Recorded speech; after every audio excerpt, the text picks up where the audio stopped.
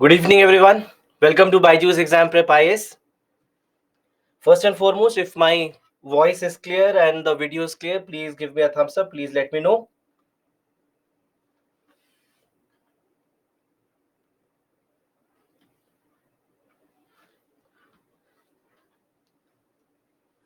Wonderful. That's great. So let's begin with our session. This is the second session of Science and Technology. So yesterday we began and we had discussed about the strategy for science and technology, and then we had started with our discussion on space science. We discussed everything about the universe and various aspects of it, and then we had moved on to our discussion on celestial bodies, where we discussed about stars, black holes, and the sun. So that is where we had stopped in the last class. So today, as we begin, the first class or the first topic that we have today is about our planets. So we'll discuss about the planets, we'll discuss about the other celestial bodies like asteroids, meteoroids, or comets, etc. And then after that, we'll move on to the second part, that is space technology, where we'll discuss some of the basics related to the launching of the satellites and various aspects of satellites and the orbits. So these are the things that we are going to discuss in today's class. All right, so let's begin. Now, first and foremost, when we talk about planets, we need to understand how do we define a planet. All right, so as far as the definition goes, there are a couple of things that are seen as criteria for any celestial body to be defined as a planet. So what are the criteria? First, that it orbits the sun, right? So the first thing would be that it has to orbit the sun, or let's say if it is a planet outside our solar system, then for that matter, any other star. It has to orbit around any other star. Then after that, it has sufficient mass for spherical shape.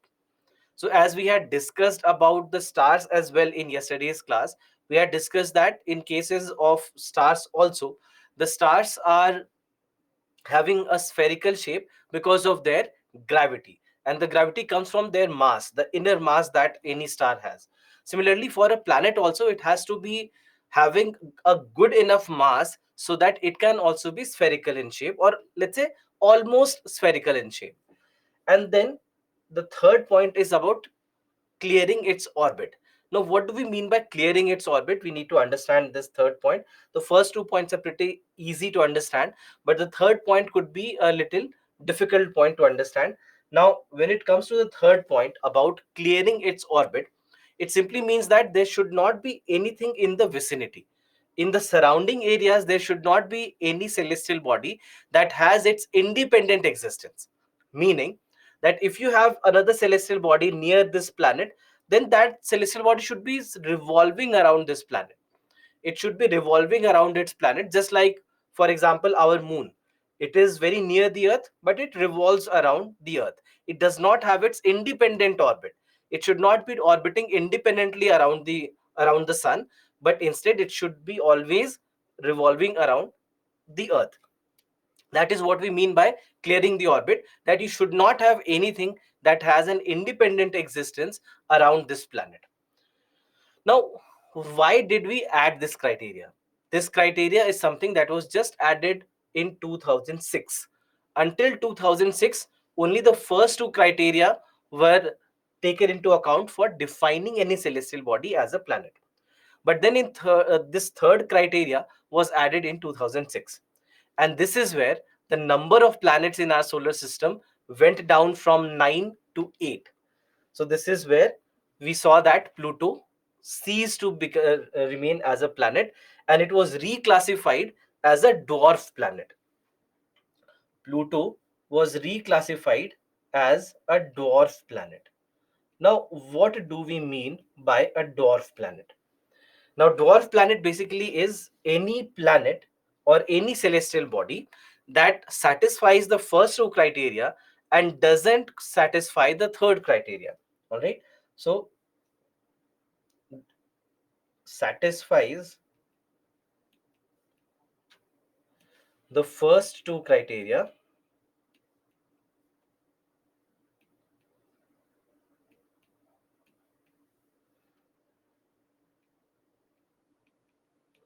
doesn't satisfy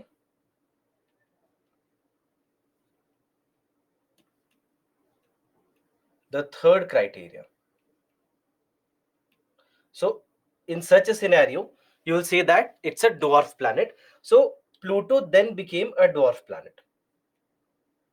Pluto then became a dwarf planet. Now, there is an interesting story behind Pluto being reclassified as well. There's another dwarf planet called as Aries. Aries was discovered. All right. So until then, there were 9 planets in the solar system, and Pluto was the ninth planet. And then we discovered Aries. Now, Aries was also spherical in shape. Aries was also revolving around the sun, and the size of Aries was determined to be bigger than Pluto. So now the discussion started, the debate started, that it's bigger than Pluto, it is also round in shape, it is also revolving the sun. Then why not classify Aries also as a planet and make Aries as the 10th planet as of the solar system? But then many of the scientists were of the belief that this planet system should be an elite class. It should be just a limited number. And tomorrow you'll discover something else and you will start describing that also as a planet. You might discover an 11th or a 12th or a 13th planet, and so on. So let's do something so that this remains a small list and the list does not just keep on getting bigger. So then what happened there is that Pluto and Aries, these are two planets, or let's say these are two celestial bodies which are very close to one another. All right, they're very close to one another and they have their own independent existence. It's not that Aries is revolving around Pluto or Pluto is revolving around Aries. Both of them have their independent existence and have their orbits around the sun. So then they thought that, okay, fine, let's add this third criteria, that they should have an independent exist. They uh, should have an independent existence and they should not be surrounded by anything else in their vicinity. So this is where the third criteria was added, because Aries was discovered and Aries was said to be seen to be bigger than Pluto and also revolving around the sun and also round in shape, and hence this all discussion and debate started.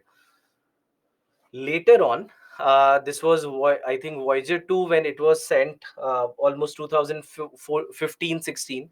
This is where they found that Aries is actually smaller than Pluto, that the initial calculations, initial observations were wrong, and Aries is actually smaller than Pluto. But by that time it was very late for Pluto. Pluto already was classified as a dwarf planet. So unfortunately this was a wrong observation, for which Pluto lost its planethood. Otherwise, Pluto would still have remained as the ninth planet of the solar system. So, unfortunate for Pluto. Many are still looking for justice for Pluto. If you go on Instagram, there actually are hashtags which say justice for Pluto, and there are many people who are actually fighting for this justice. There are scientists also who keep raising this point from time to time, and there are others in science who are also challenging this, that Pluto should be reclassified as a planet. So there are a lot of people who are a part of this wagon, and I'm proud to say that even I'm a part of this wagon.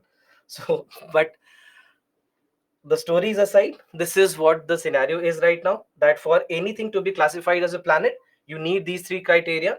And the third criteria, clearing its orbit, I'm just writing this in detail. There shouldn't be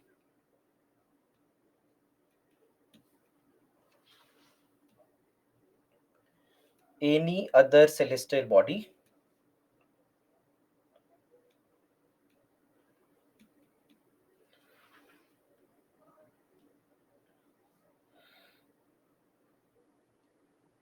near a planet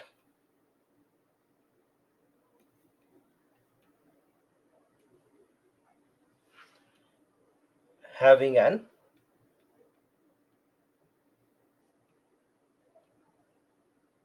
independent existence. All right. So this is what we mean by the third point. So that's why Aries and Pluto, and there is Ceres as well. I'm just writing the name. You have Ceres, sorry, Ceres. So all these are examples of dwarf planets. Apart from that, we have another term that we use called as exoplanets as well. Exoplanets. So exoplanets basically are the planets which are outside the solar system, right? So I'm just mentioning it here. Planets outside the solar system.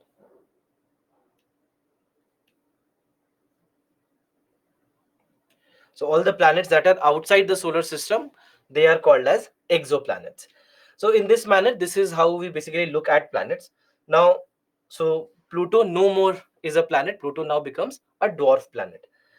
Now, when it comes to the planets, there are certain things that can become important from the perspective of the examination, because there are certain points which are unique about each and every planet.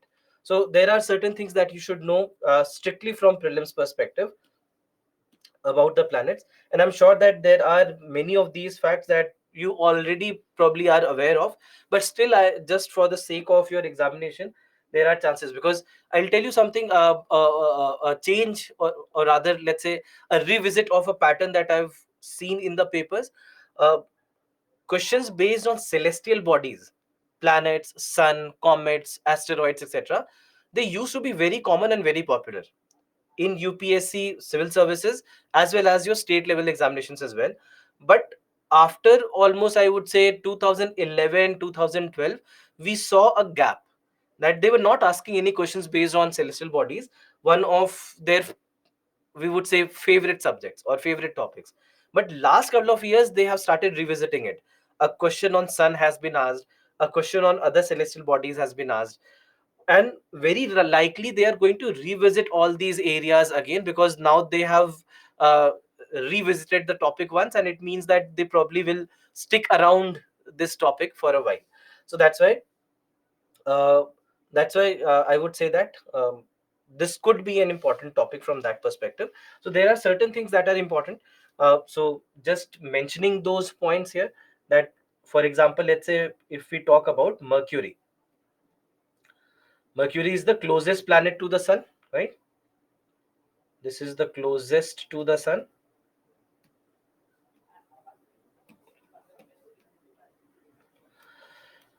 Now, about Mercury, this is one very, very important point. Now, if I ask you, I have a question for you. Can you tell me which is the hottest planet of the solar system quickly? Which is the hottest planet of the solar system? Yes, most of you are absolutely correct. The hottest planet is Venus and not Mercury. Although Mercury is the closest planet to the sun, but still it is not the hottest planet of the solar system. All right. So that is where Venus becomes an important uh, planet, that this is the hottest planet. And can you quickly tell me why it is the hottest planet? Why is it the hottest planet?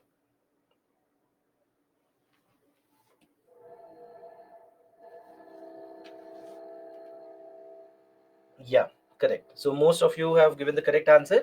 This is mainly because of the presence of carbon dioxide in the atmosphere. Presence of carbon dioxide in the atmosphere, that makes it the hottest planet. Do you know how much it is? It's almost 95.5% carbon dioxide in the atmosphere. How much does the Earth have? What's the percentage of carbon dioxide on our planet?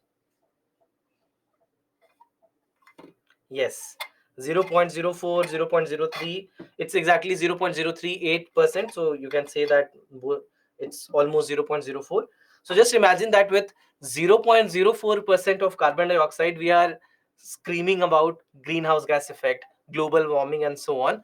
And just imagine when this percentage is 95.5.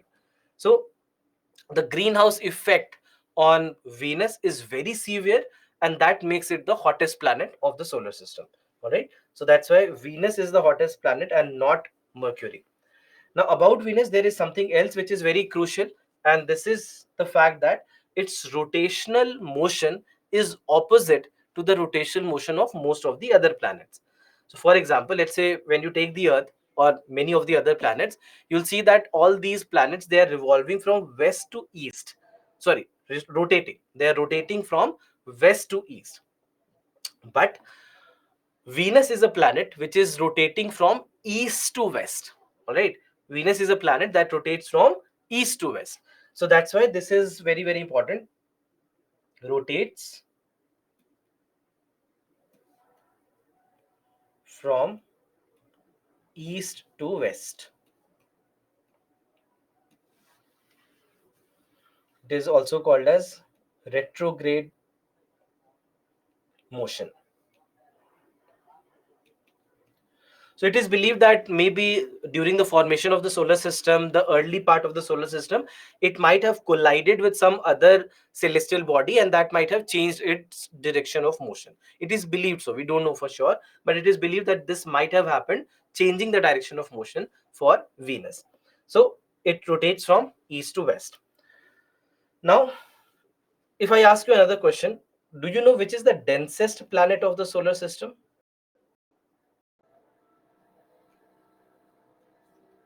Which is the densest planet of the solar system? And let me give you four options. You have Venus, you have Mercury, you have Earth, and you have Jupiter. I'm quickly giving you 10 seconds launching a poll and give me the correct answer quickly.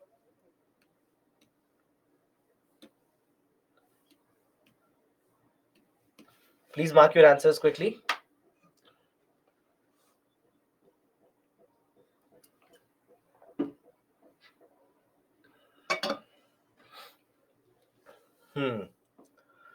So 31% of you have marked C, which is the Earth, which actually is the correct answer. So this is what happens. I mean, we forget that we are also living on just a planet, just one of these planets in the solar system. We forget because we know that we have become very special as a species. So we forget that we are looking, what we are living at is also just one of these planets. So Earth is the densest planet of the solar system because of presence of metals, a lot of metals that are present on the Earth, that makes it the densest planet of the solar system. Apart from that, Mercury is the second densest planet of the solar system. Second. Now, what I saw is that many of you marked Jupiter. Now, what we know is, and I have given Jupiter purposely because I knew that the moment I give Jupiter as an option, there are going to be a lot of students who will mark Jupiter. The reason for this is that you know that Jupiter is the biggest planet, right? You know that it's the largest planet of the solar system. So you might think that that's related to density. But always remember, what is the formula for density? Anyone who remembers, what is the formula for density?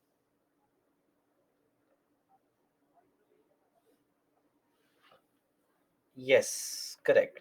Many of you have given the correct answer. It is mass divided by volume, right? Mass divided by volume. So, what do you see with Jupiter? Jupiter has a very high volume. It's big, so it has very high volume, and also Jupiter is a gaseous planet. So gaseous planet cannot be dense. For density, you need a solid surface, right? So that will make a planet dense. So that's why Earth is very dense planet. Mercury is a very dense planet. Even Mars is dense. Venus is. But the other planets, Jupiter, Saturn, Uranus, and Neptune, these four planets, they are gaseous. So their density cannot be high. Density of any gas cannot be high because gas just takes up a lot of space. Correct. So that's why density of gas cannot be very high, and that's why Jupiter cannot be the answer. But just because you know that it's a big planet, it will obviously have a larger mass. So your brain quickly goes there thinking that probably this is the densest planet, but actually it is not. Then coming to Mars, I'm skipping the Earth because that's what geography is about. So that's why I'm not discussing about the Earth here.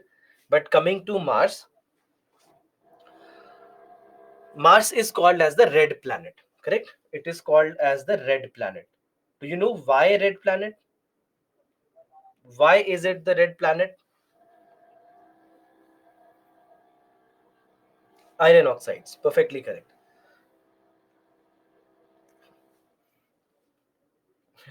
Ravi, I like your answer, USSR, but that's not the reason.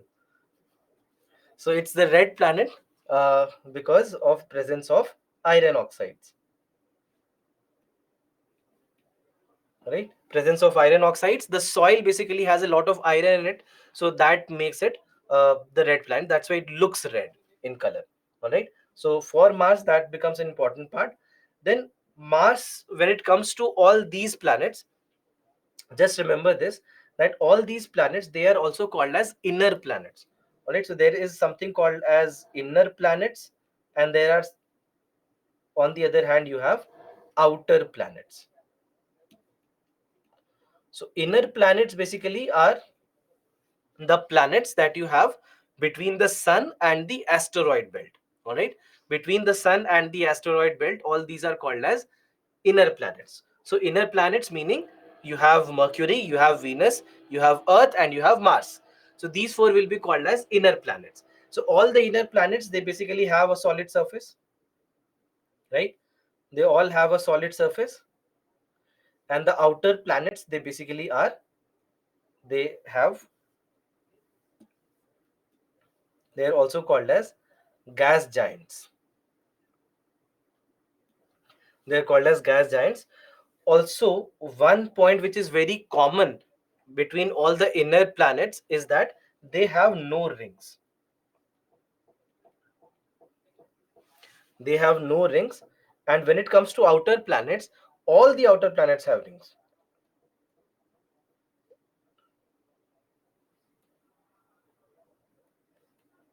They all have rings. All right. So we know about Saturn and the rings of Saturn, and they are very profound and very famous as well. But it's not only Saturn that has a ring system around it, but even Jupiter, even Uranus, and even Neptune, they all also have ring system around them.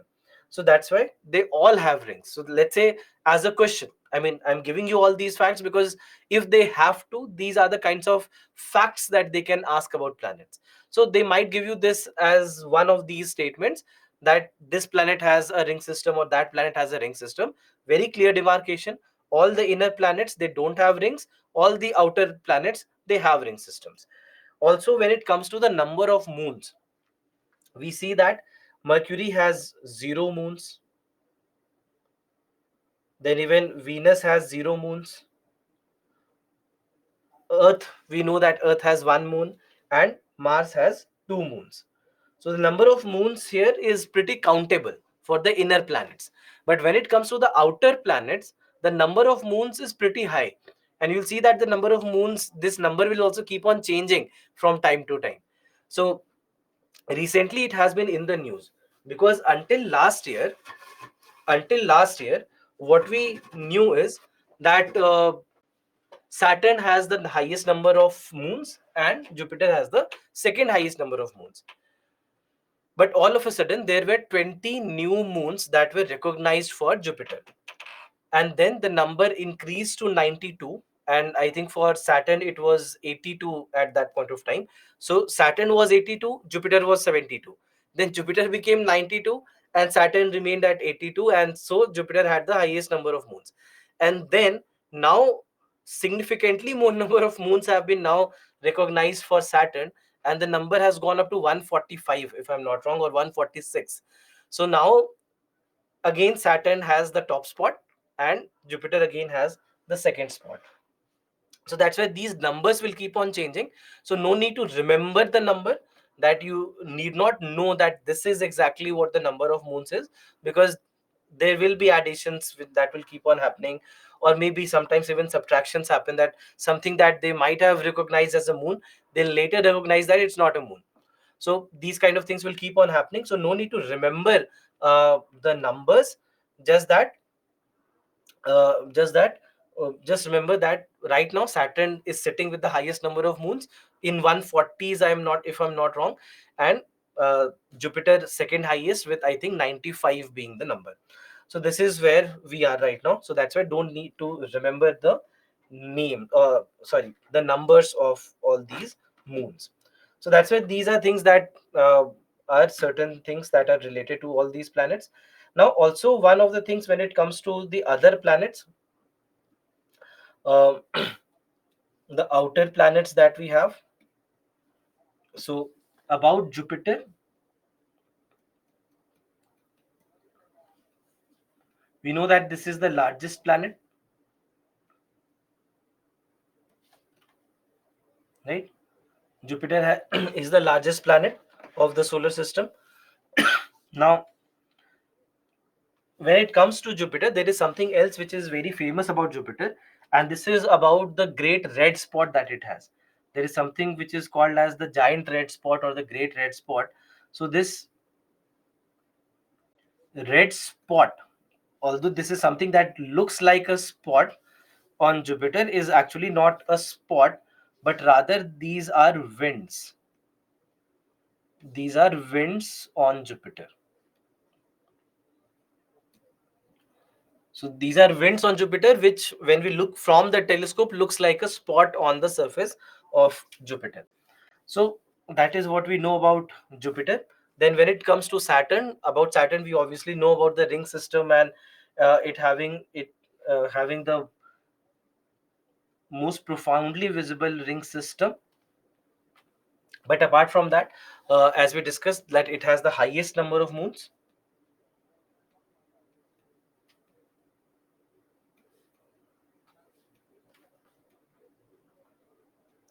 I'm not mentioning the number here because the numbers will keep on fluctuating, so don't worry about that.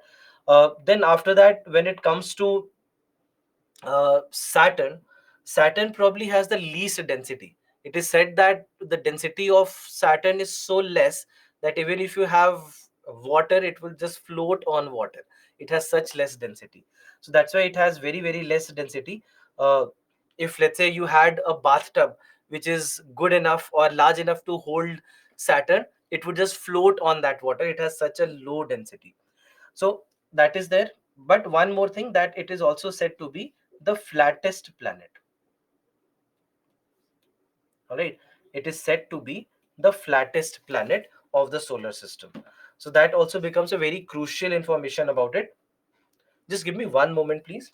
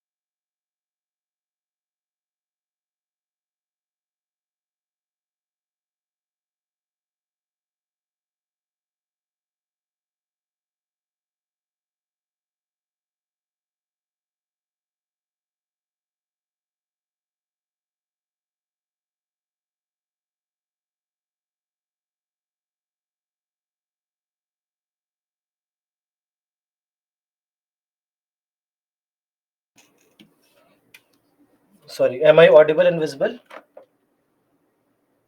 Yeah. Huh. So, so basically, what I'm saying is that Saturn is the flattest planet of the solar system. What I mean by flattest is that it's when you look at the ratio of its poles to its equator, you'll see that it is very flat at the poles and very bulged out at the equators. So that's why we are saying that it's the flattest planet, because the difference between the polar diameter to the equatorial diameter is the highest when it comes to Saturn. So that's why it is called as the flattest planet of the solar system. Then after that, we have Uranus. Now, in case of Uranus, what we know is that Uranus, first and foremost, again, its motion is very well known, because its motion also is very different as compared to the motion of many of the other planets. So, for example, in case of Venus, we know that it rotates from east to west. Now, in case of Uranus, what happens here is that Uranus has a very flat pole, or you can say almost a horizontal pole.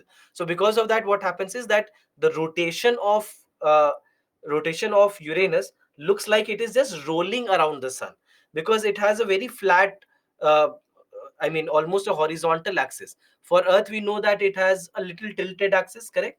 But in case of Uranus, it is almost a horizontal axis. So that's why it looks like it is rolling around the sun. So that's why, again, this also has a very different rotation. So, rotation looks like rolling around the sun.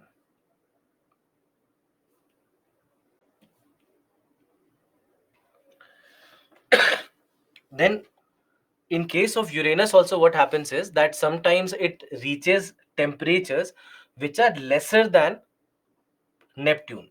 But that's not the case what we saw with Venus and Mercury.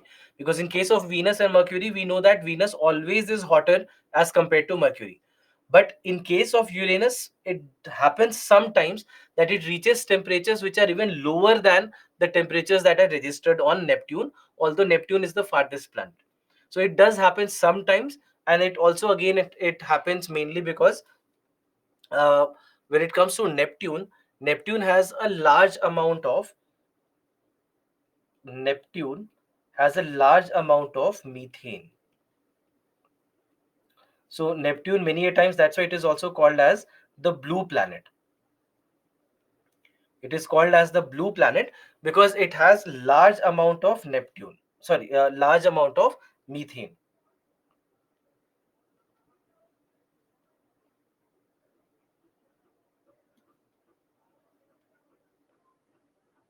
It has a large amount of methane in the atmosphere, and that gives it a bluish color. So that is why it is also called as the blue planet sometimes. So methane, because methane also is obviously a greenhouse gas, so it traps a little more energy, I mean heat, as compared to Uranus. And that is why sometimes what we see is that Uranus can become colder as compared to Neptune. So so these are some of the points that probably can be important, if at all they are going to ask you any fact based prelims question on planets. These are the some of the things that can actually become important. So we know that when it comes to all these planets, there is only one planet which can support life, and that is where we are sitting right now, that is the Earth. Now, apart from planets, there are certain other celestial bodies as well that can become important. Now, there are three celestial bodies that we are going to discuss here in the next 10-15 minutes: comets, asteroids, and meteoroids. All these three are very similar in their composition and how they look, but there are subtle differences that we have in them. So that's why try to understand the differences between a comet, an asteroid, and a meteoroid. That how do we differentiate between the three? So first we are starting with comets. So among the three, comets is the biggest. All right, it would have the size, as mentioned here, roughly the size of a small town, meaning that up to 10 kilometers in radius. All right, up to 10 kilometers in radius is what you would have a comet like. So I'm just mentioning here, up to 10 kilometers radius. All right, so that is what we see about comets. Now, in case of comets, we see that they would be made of certain things. For example, there will be a solid surface, there can be a solid surface, and this solid surface can have dust particles, ice, and maybe sometimes some metal pieces as well. So, all these things it will be made of. And then after that, it will be surrounded by a hydrogen gas, a cloud of hydrogen gas, which in a manner you can say is like atmosphere of comet. So you can say that comet has atmosphere. It has atmosphere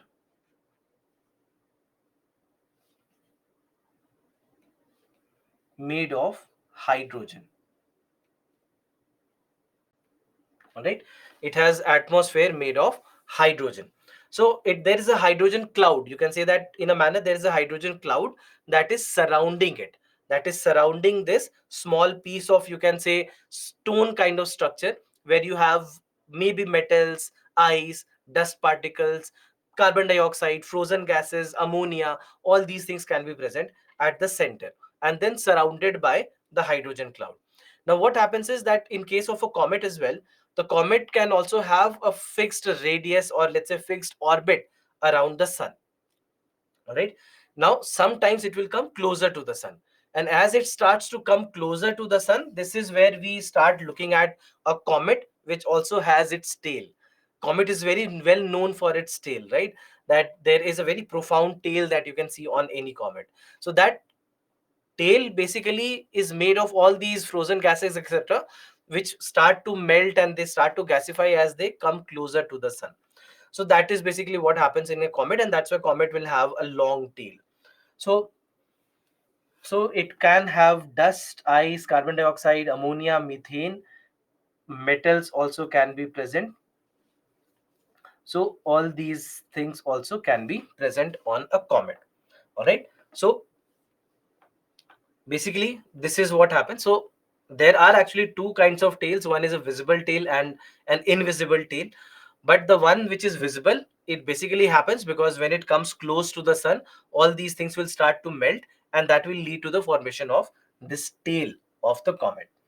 So in this manner we see that this is how the comets basically can be observed. Then after this we have asteroids. Now, asteroids in size as compared to comets, they are going to be very small, right? They can be very, very small. Largely, you will see that they will have a radius of like 100 meters, 200 meters, 400 meters. So, not more, many of them are larger than 500 meters, all right? Most of them will be in this particular range of maximum 3 to 500 meters. Just remember, there we said that it could be up to 10 kilometers in radius. Here we are saying it's only 300 to 500 meters, that's it, nothing more than that. So so that's why asteroids in comparison to comets are very small. All right, they're very, very small. Now in case of asteroids, one more thing to be known is that they are very small, and they could be made again of anything. They can be made of a metal, they can basically be a metallic asteroid, they can be a carbon rich asteroid. Very recently this was also in news, the Osiris Rex mission. Have you read about this? The Osiris Rex mission. Why was it in news? Anyone who knows, quickly? Yes. Anurag, you are correct. Anandu, you are correct. Huh.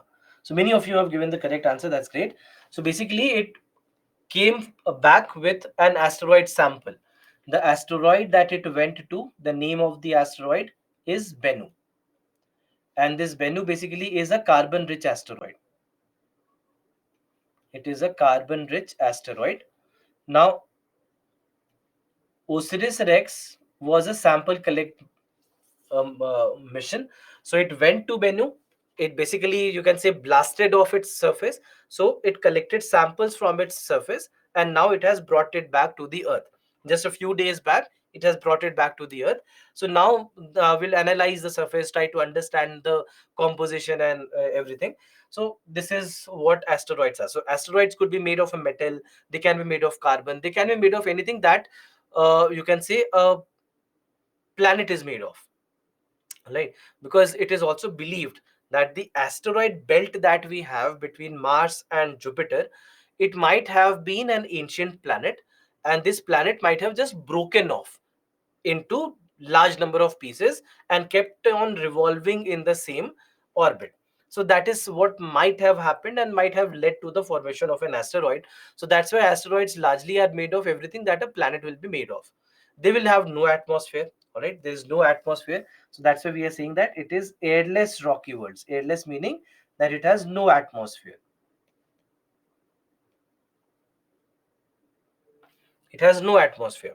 So now in these kind of scenarios, we see that asteroids are very, very less in very small in size. So small meaning they can be up to 500-600 meters in diameter. Sorry, let me write it clearly.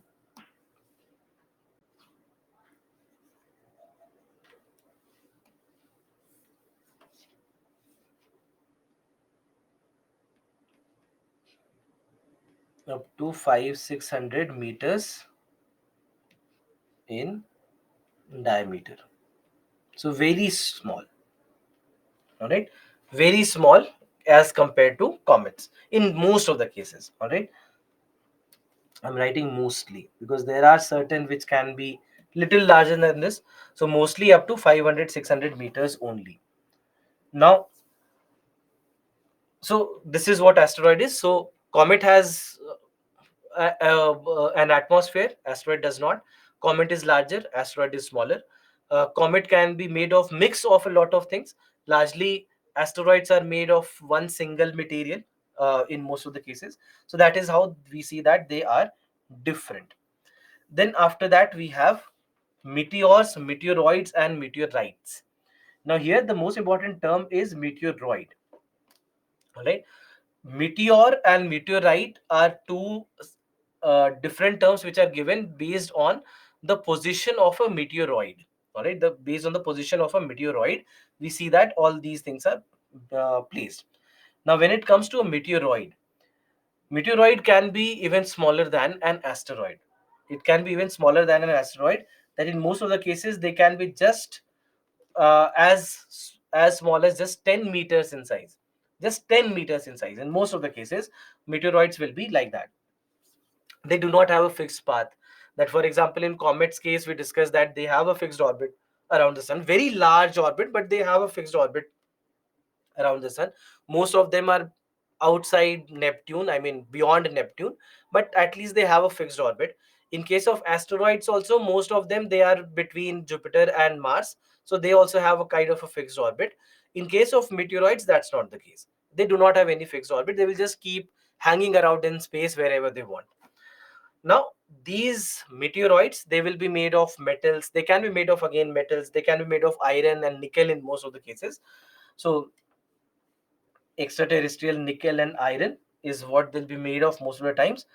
So, and some of the other minerals they also can have. Now in case of meteoroids, what may happen is that sometimes they might come close to the earth, and when they come close to the earth, then in that case obviously they will be attracted by the gravitational pull of the earth, right?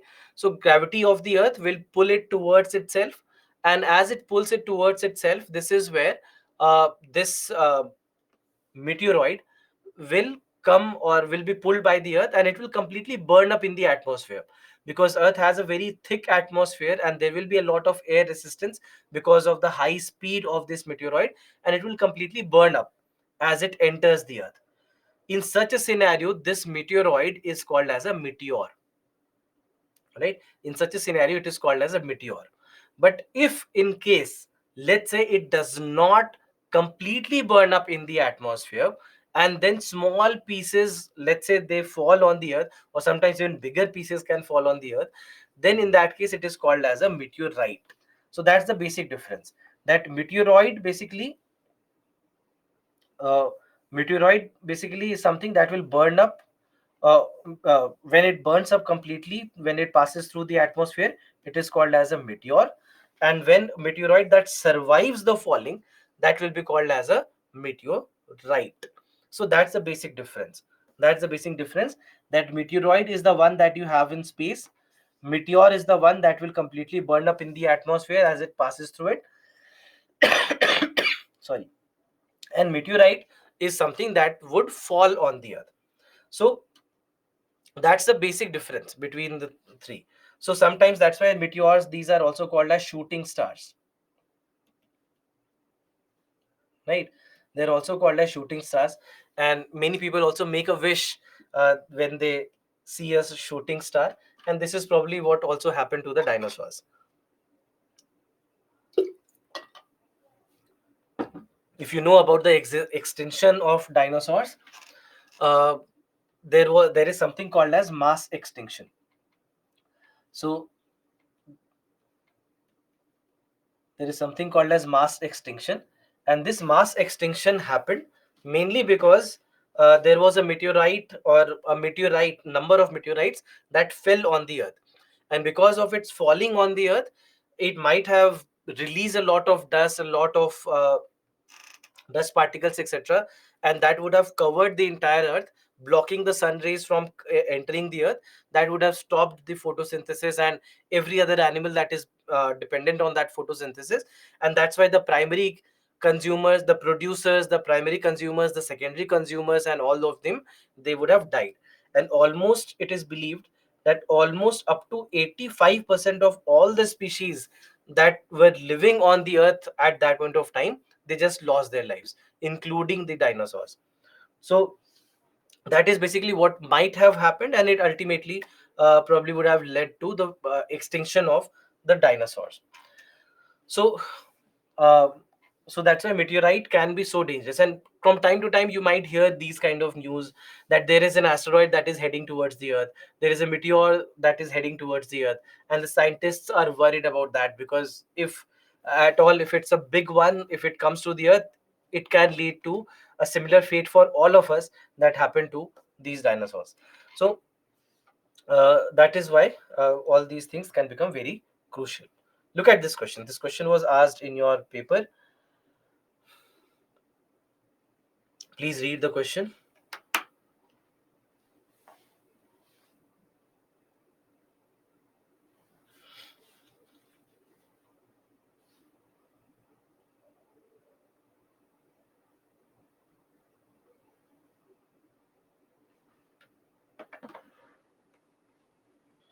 I'm launching the poll also for you.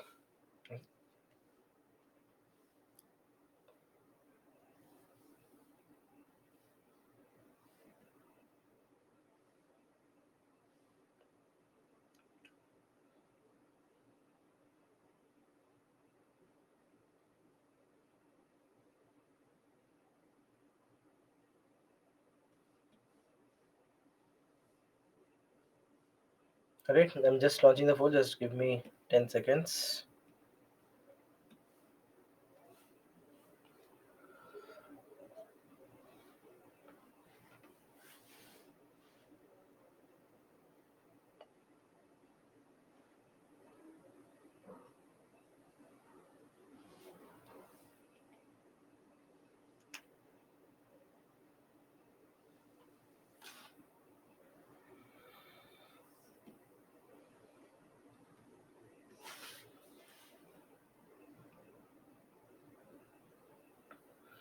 Great. So most of you have given the correct answer, which is B. But let me just discuss this with you.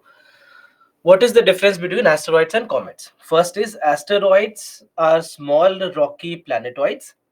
This seems correct, right? Small rocky planetoids. While comets are formed of frozen gases, we discussed that they have frozen gases held together by rocky and metallic material. We discussed that metals can be there at the core of the comet. So this seems fine. This is correct. Asteroids are found mostly between the orbits of Jupiter and Mars. This is fine. This is correct. While comets are found mostly between Venus and Mercury. This is wrong. This should not have been marked as correct, because as we discussed that they have a very long orbit. They, most of them will be outside Neptune, not between Venus and Mercury. Otherwise they would be always visible, right, if they were between Venus and Mercury, because we can see both Venus and Mercury. So if, let's say, these were also present there, then probably we would see these comets with their tails all the time, but that's not the case. Comets show a perceptible glowing tail. Yes, it is known for its tail, while asteroids do not. This is also correct. Asteroids do not show any tail. So 1 and 3. So correct answer, that's why, will be B. That is 1 and 3.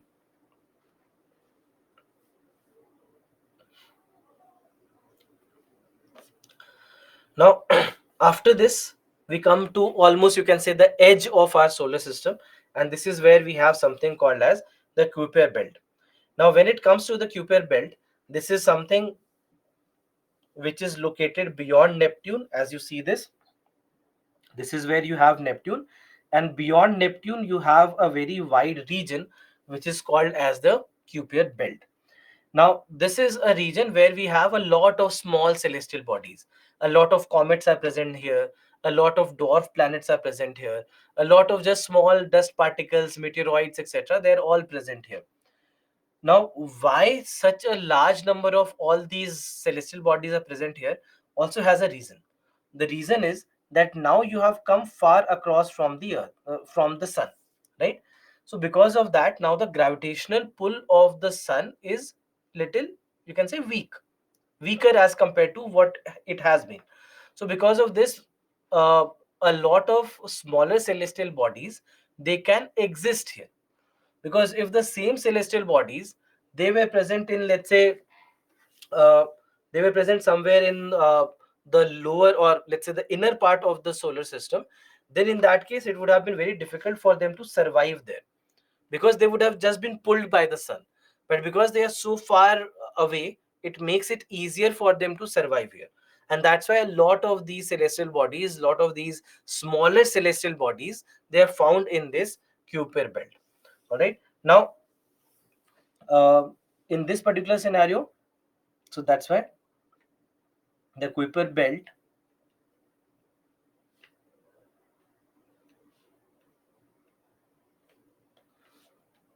has a lot of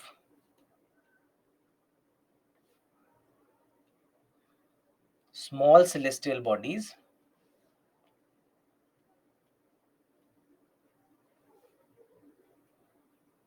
as this region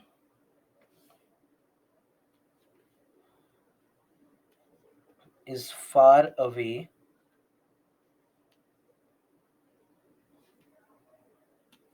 from the sun, and hence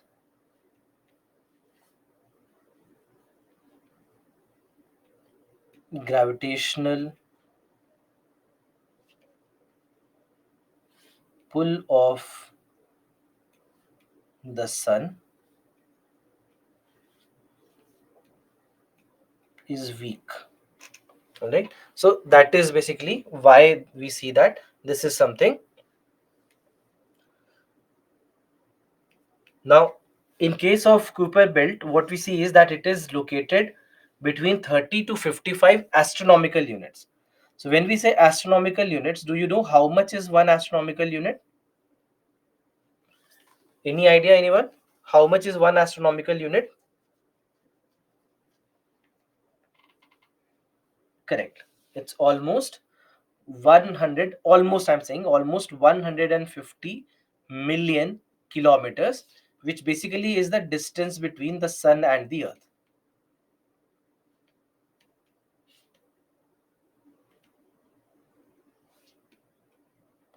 The distance between sun and the earth is called as astronomical unit. So that's when now we are saying that we have come how much? Almost 30 to 55 uh, times the distance between the sun and the earth.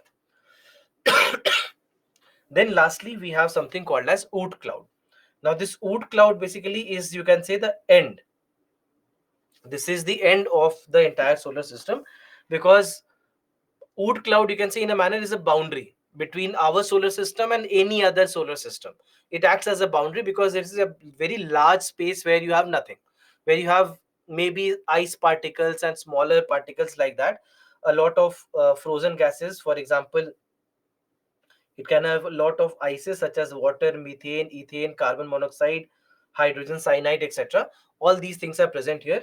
And now we are talking about a distance of 2000 to up to 2 lakh astronomical units. So we are saying that this is an area that can stretch up to 2 lakh times the distance between the sun and the earth. So we have gone so far. So that basically becomes the boundary of this entire solar system. So that is called as Oort cloud, which is a boundary. And then after that, you have other star systems. So for example, you have Alpha Centauri and every other system after that. Now, we have been trying to look across, to observe across, and that is where we have been trying to look for, that we have been trying to look for planets which are closer to how the earth is in composition, if there are chances of finding life on other planets. So all these kind of experiments and all these kind of observation studies are being also done. And that's why this is where we also define something which is called as the Goldilocks zone. This is a question that was asked in your 2015 paper, and this was, you can say, more or less a current affairs question for them, because there was a mission called as the Kepler mission, and this Kepler mission was in news. So because of Kepler mission, the concept of Goldilocks zone was being discussed. So any idea what Goldilocks zone is? Just I'm Even if you don't know the answer, I don't have any problems with it, but I'm still launching the poll for you.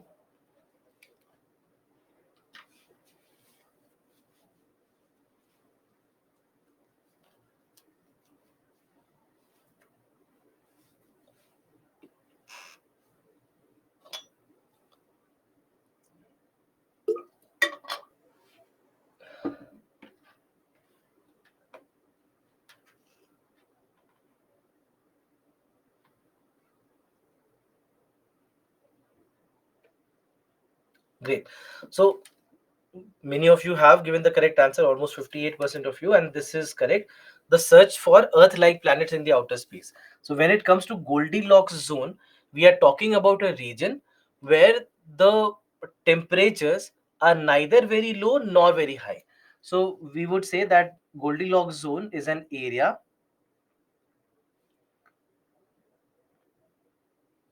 around a star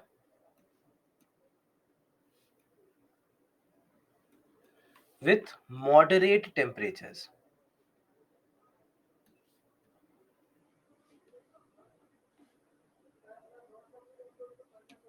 All right. So this is an area around a star with moderate temperatures. So that's why the chances of finding life becomes higher, because the temperatures are not very extreme. So for example, let's say when it comes to the Earth also lies in the Goldilocks zone, because the temperatures on the Earth are not very extreme. Even Venus actually lies in the Goldilocks zone. Venus has a very extreme temperature because of its internal reasons, right? But it lies in an area near the sun, where the external heat on Venus is not very high. Sorry. So that's why even you can say that Venus also lies in the Goldilocks zone, but unfortunately, because of the internal reasons, it can't sustain life. So that is how we define Goldilocks zone, an area around any star which has moderate temperature. All right. So this basically brings us to the end of the first part of our discussion about the universe and the various aspects of universe and the celestial bodies. If you have any doubts, if you have any questions, please let me know. Let's have a discussion first, and then we shall move forward.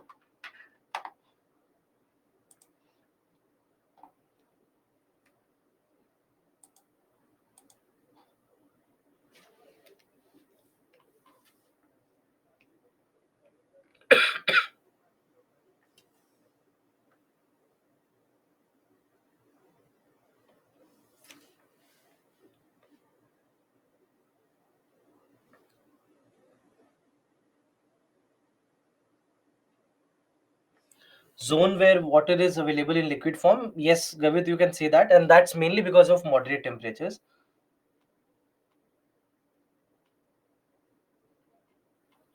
Please explain again Oort cloud. So in case of Oort cloud, what we are basically saying is that this is an area which in a manner marks the end of a solar system. And this is an area where you have a lot of frozen gases, a lot of frozen material, because the temperatures are very, very, very low.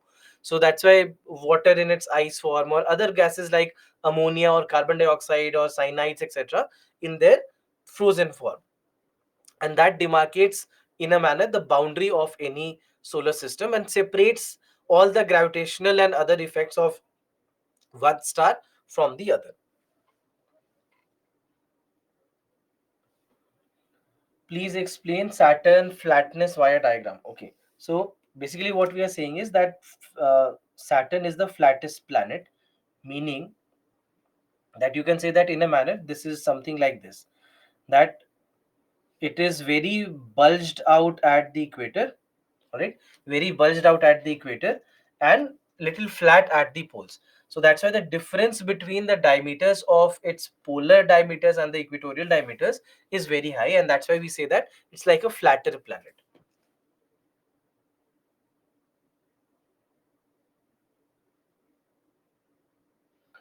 How weak gravitational force leads to the presence of small celestial bodies in Kuiper belt.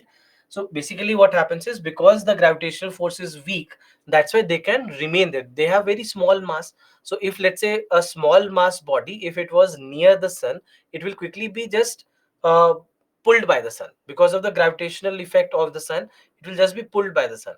As it is farther away, it can at least have its existence, because now it will have an evened out gravitational effect.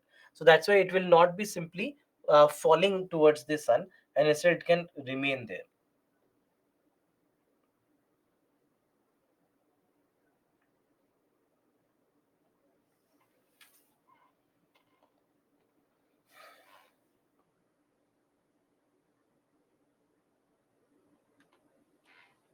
From where 2 lakh astronomical units measured, basically, see, many of these things are also estimates based on our understanding, extrapolations based on our understanding. So that's why it's a rough estimate that this could be what it is.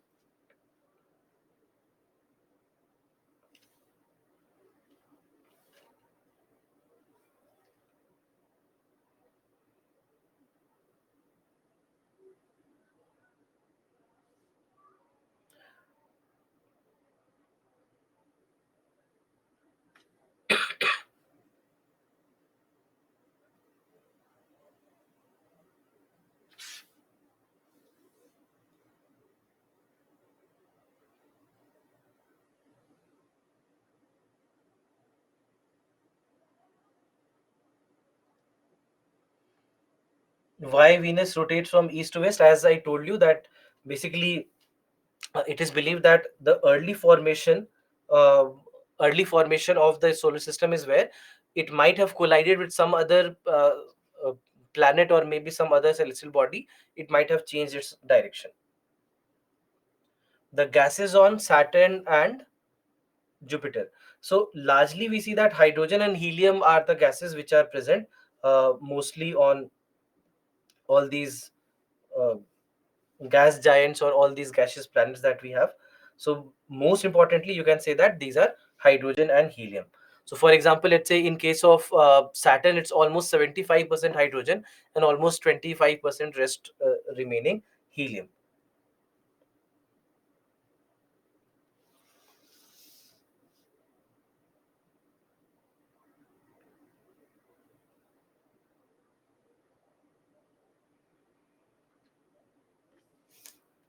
Oort cloud, this is the Oort cloud. Do planets also die? Yes, of course, planets will also die, and there can be n number of reasons for that. Reasons can be internal, reasons can be external, but yes, uh, there is nothing that is forever. That goes as a rule.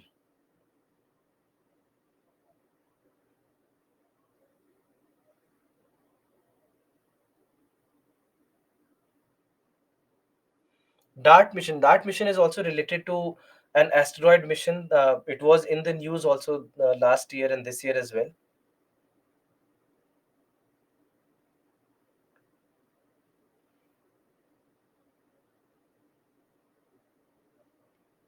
In our galaxy, only sun is a star and have, no, no, no. In a galaxy there are billions of stars, and our solar system is just one of, you can say, millions of solar systems that are present in our galaxy. Like Earth, Saturn can be a geoid shape. Yes, it is a geoid shape, that's correct. And but it's a much flatter geoid shape as compared to the Earth.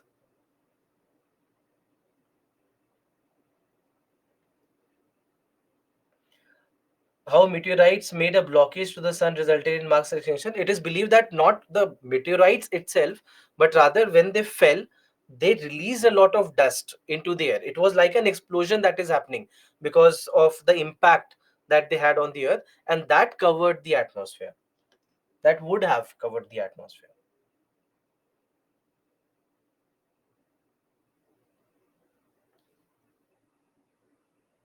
What is light year? Light year is the amount of the distance that light travels in 1 year is called as the light year.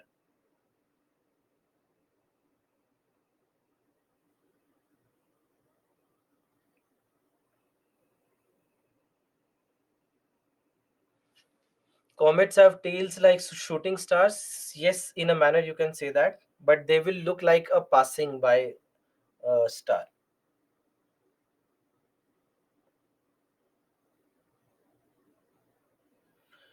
Asteroid and comet difference. Just let me tell this again. Comets are bigger in size, up to 10 kilometers in their radius, whereas asteroids are smaller, just 500 meters in their diameter.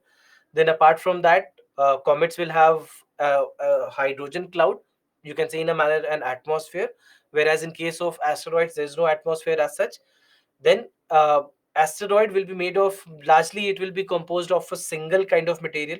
It could be a metal, could be carbon, could be other minerals, etc. And in case of comet, it will be a mixture of metals, minerals, some frozen gases, ice, etc., all these things. And again, comets are much farther, I mean most of them beyond Neptune, and asteroids between Mars and Jupiter. L1 will discuss this, just wait. Please upload the detailed timetable for November to December for batch 5. This I'll check with the operations team. I'll pass on your suggestion to them.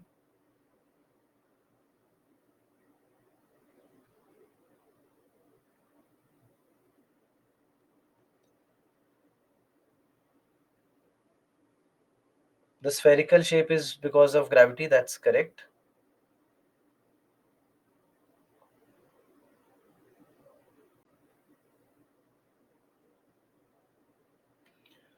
Clearing the orbit means not cutting each other's orbit. No, no. Clearing the orbit simply means that there should not be anything in the surrounding area that has its own independent orbit around the sun. If there is anything in the surrounding areas, they should be revolving around this planet. They should not have an independent path around the sun. So that is what means by clearing the orbit. Sorry. Why temperature of Uranus is lower than Neptune? It's mainly because of the fact that uh, Neptune has a lot of methane, and that can retain some amount of heat.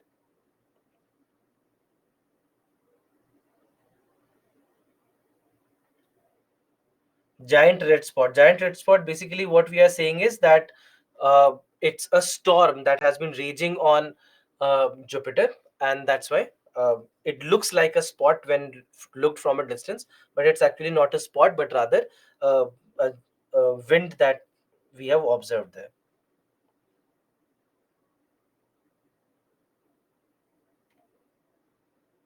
Why meteoroids burn? Because of the resistance from the air, because of the friction that is created because of their motion towards the earth.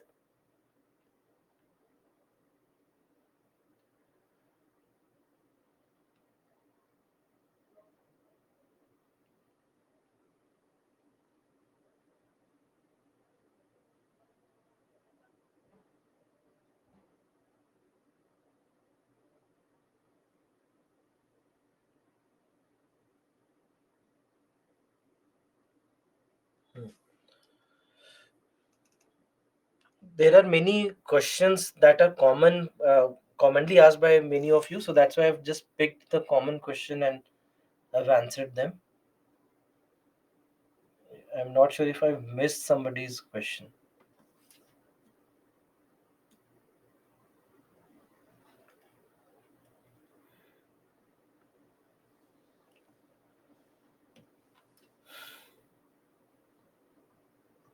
If Neptune has methane, then why is it not burning? No, methane does not mean that wherever you have methane, it will simply start burning. There is a lot of methane in our atmosphere also. It does not mean that it will all of a sudden it will not start burning on its own. It needs something that will start its combustion. It needs an oxidizer for the burning to happen, and at such low temperatures burning is not possible.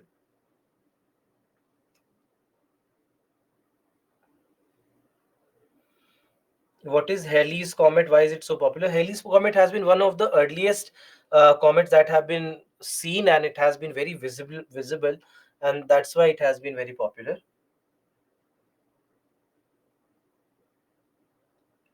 All right, so let's move on. If there are questions that are unanswered, you can ask during the break as well, and uh, we can again discuss this.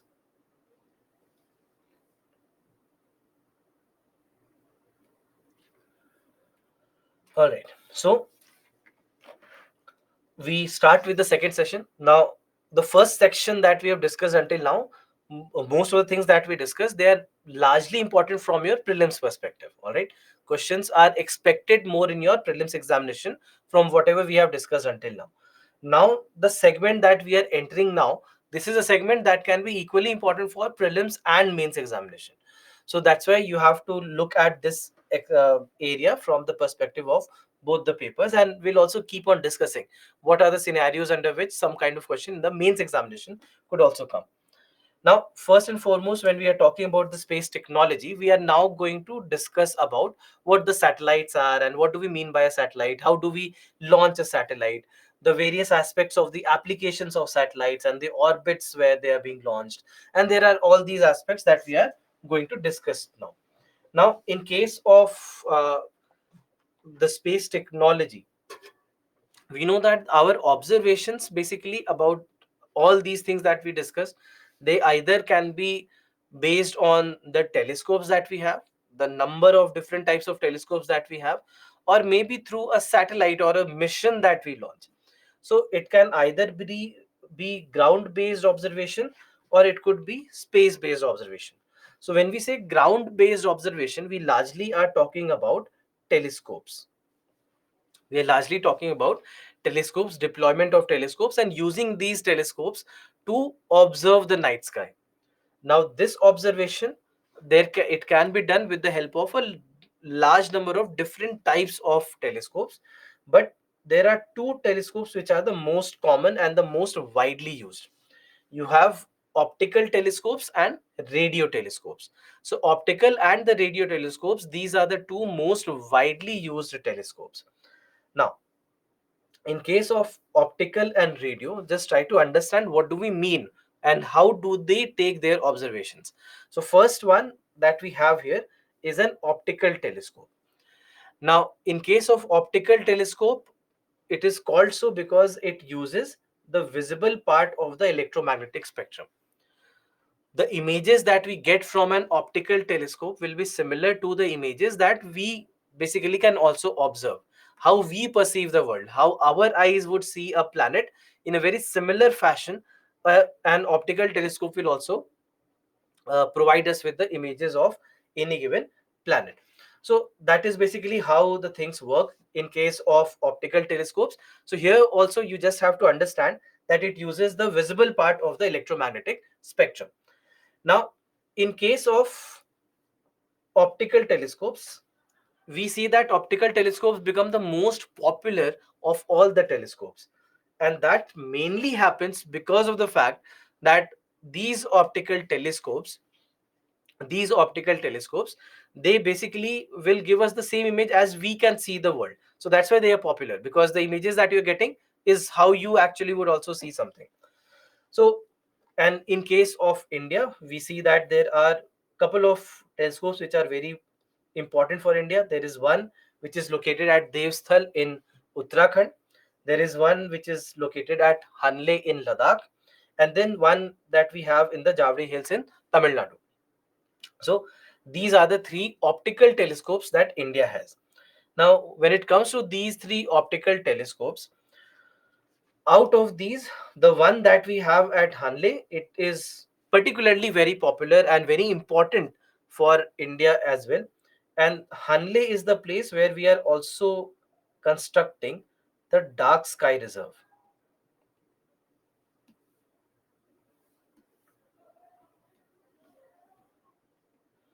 Dark Sky Reserve. Have you heard of this? This was also in the news mostly last year. It was also in the news, dark sky reserve, that we are building something called as a dark sky reserve. Now this dark sky reserve is being built in Hanle. What is the purpose? The purpose is watching the night sky, stargazing. So when it comes to Hanle, Hanle is a very beautifully placed location. When it comes to especially looking at the night sky, the kind of view that you would have from Hanle is unimaginable, to say the least, because of certain reasons.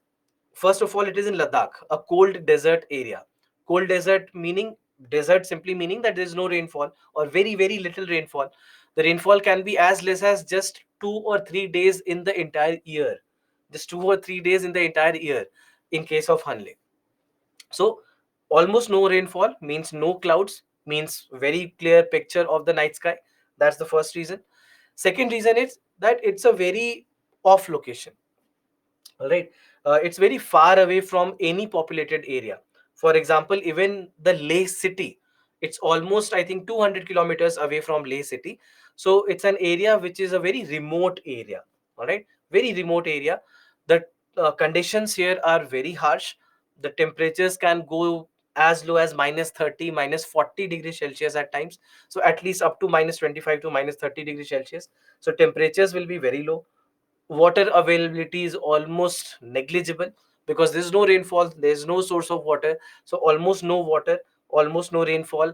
uh, Temperature is very, very low, very harsh conditions. Oxygen is very thin. So that's why population wise it has almost no population.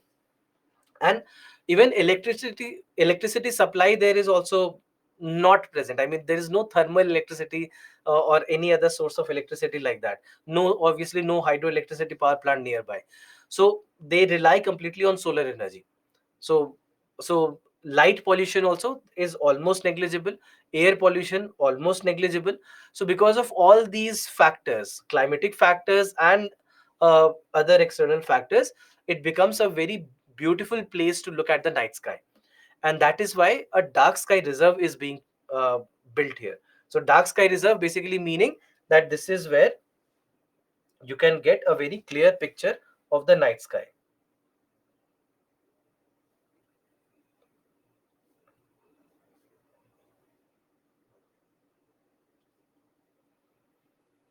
So that's the reason why we are trying to basically promote something also called as astro tourism at times, right? So we are trying to promote astro tourism, and it's really beautiful. I mean, I have been there. I've been to Hanle, and this picture that you see right here, this is a photo that I have taken. It's copyright me.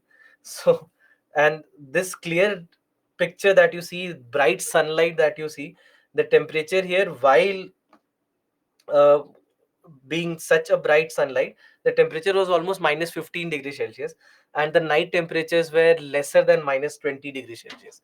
So very harsh conditions. I'd been there in the month of, I think, November and sometime, uh, and I went inside this telescope also.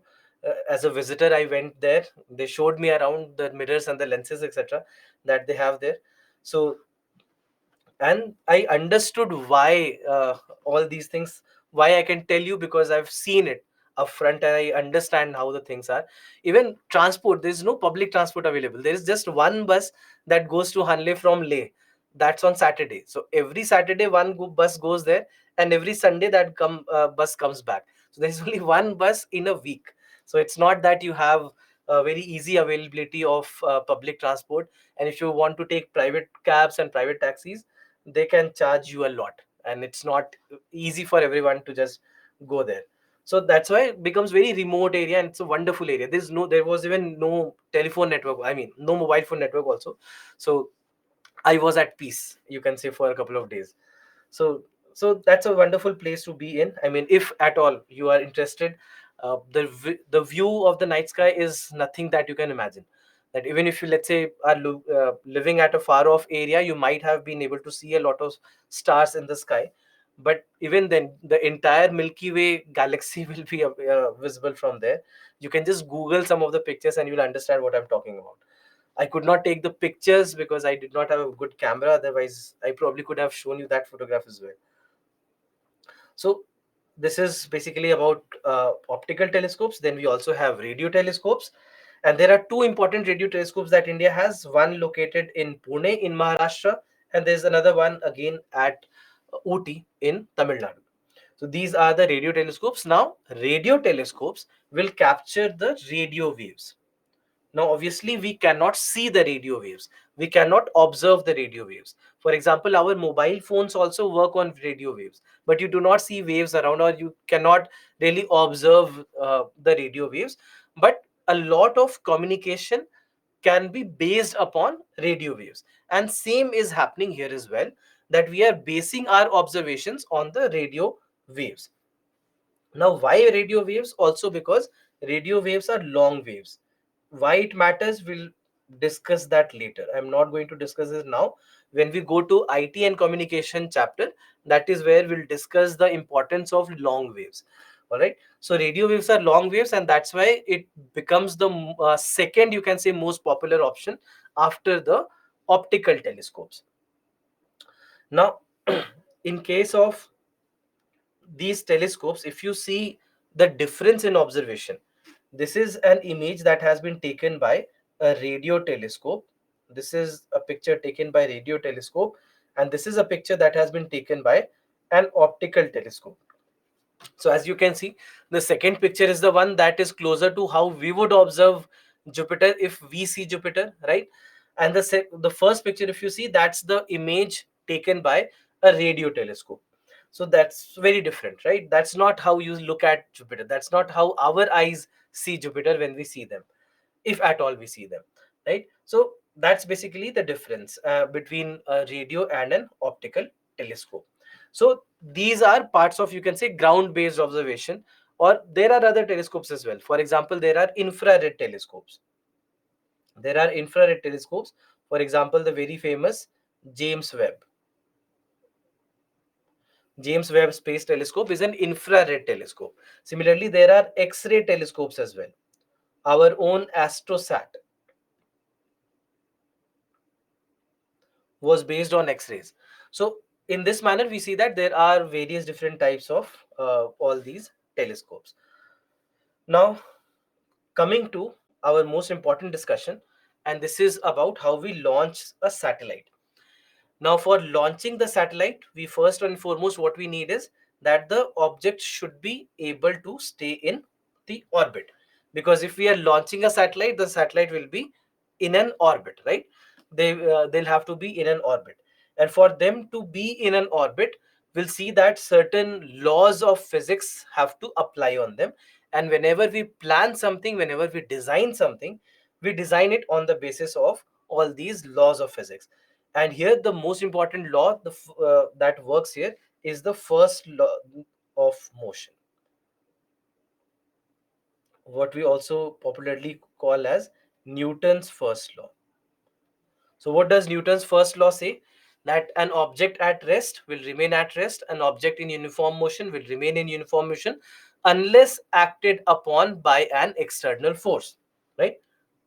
The law of inertia, that object at rest will remain at rest unless acted upon by an external force, correct? So this is what we say about Newton's first law.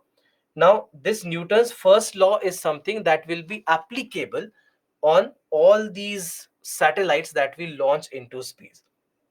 All right, all the satellites that we launch into space, Newton's first law will be applicable there. Now, how exactly it is applicable, just try to understand this. And this is something which is, you can say, in a manner, a basic tug of war that we have uh, here. Look at this. So first and foremost, what we see is that, let's say this is the earth,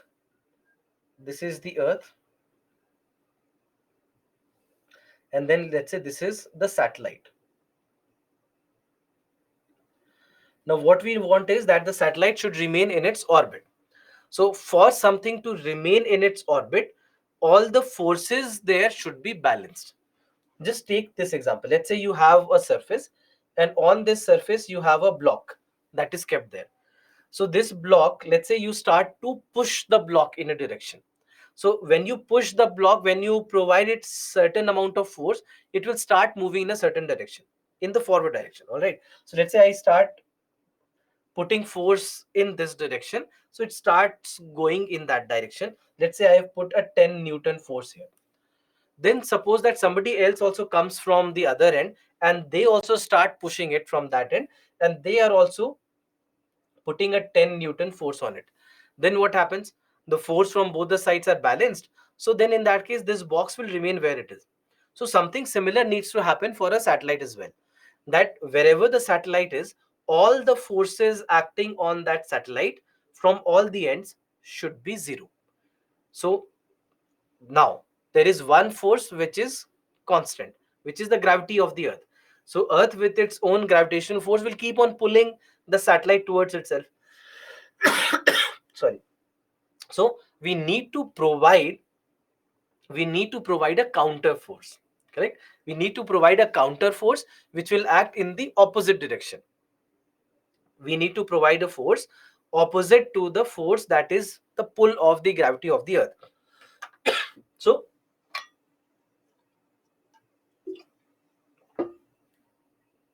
how do we do that? By providing a thrust, by launching that satellite. So when we launch a rocket, when we launch this satellite, we provide it a lot of energy. Correct. We'll provide it a lot of energy. We basically provide it a lot of thrust so that it can move away from the earth against the gravity. Correct. Against the gravitational force, we are providing a thrust. So that motion basically provides the opposite force, and we would provide it as much force as it is required, so that at a certain height it should have uh, zero forces applicable on it. So that is basically what we'll have to do. So ultimately what we need to do is we have to balance the forces. We have to balance the forces. And how do we balance the forces? On one end you have something called as the centripetal force.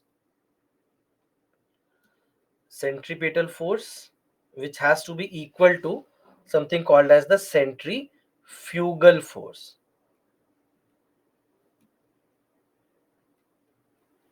So here, what do we mean by these forces? Centripetal force is the force acting towards the center. Force acting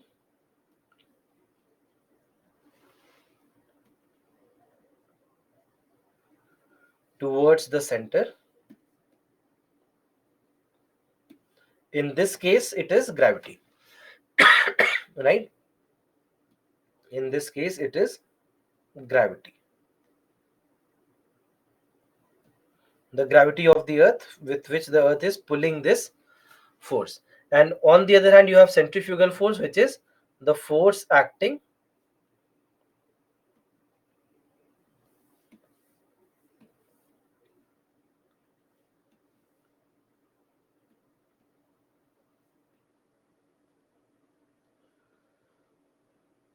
away from the center. The force acting away from the center. And this is mainly, how exactly are we providing it? This is being provided with the help of the motion. This is because of the satellite motion.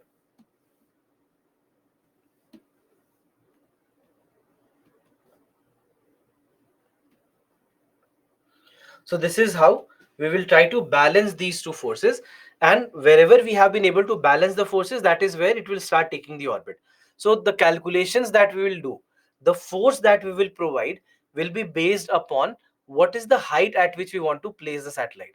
So for example, if we want to place the satellite at 500 kilometers, then we will provide as much force as it is required, so that at 500 kilometers the forces are balanced.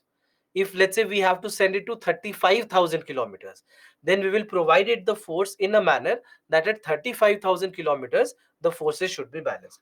But the basic principle is this: the basic principle of launching a satellite or keeping the satellite in a given orbit is that the forces acting on a given satellite should be balanced. Wherever we want it to be balanced, it should be balanced at that point. So that is basically how this is, you can say, the basic principle. Of course, things are much more complex than whatever we are discussing here. uh, Rocket science is called as rocket science for a reason, because there are a lot of other things and there are other parameters also that come into the account. So for example, there is nothing which is completely circular or completely spherical. So there is an assumption that everything is circular and spherical, which makes our job easier, but that's not the case. And that also changes everything. Then there is air resistance in our atmosphere, that also changes the thing. You're losing fuel, you are losing the weight of the satellite, that also changes the things. So there are n number of factors that come in the picture in the real scenario. But the basic principle is balancing the forces. The basic principle is whenever you are able to balance the forces, you will be able to keep the satellite there. So if I want a satellite at 500 kilometers from the earth, then at 500 kilometers all the forces acting on this satellite should be balanced, so it will always remain in 500 kilometers orbit. So it will keep on orbiting at 500 kilometers. So just remember, the key word is balancing the forces. Balancing the forces. There's one question that was asked in your paper. I would say it's kind of a difficult question that they have asked, but this came in your paper back in 2012.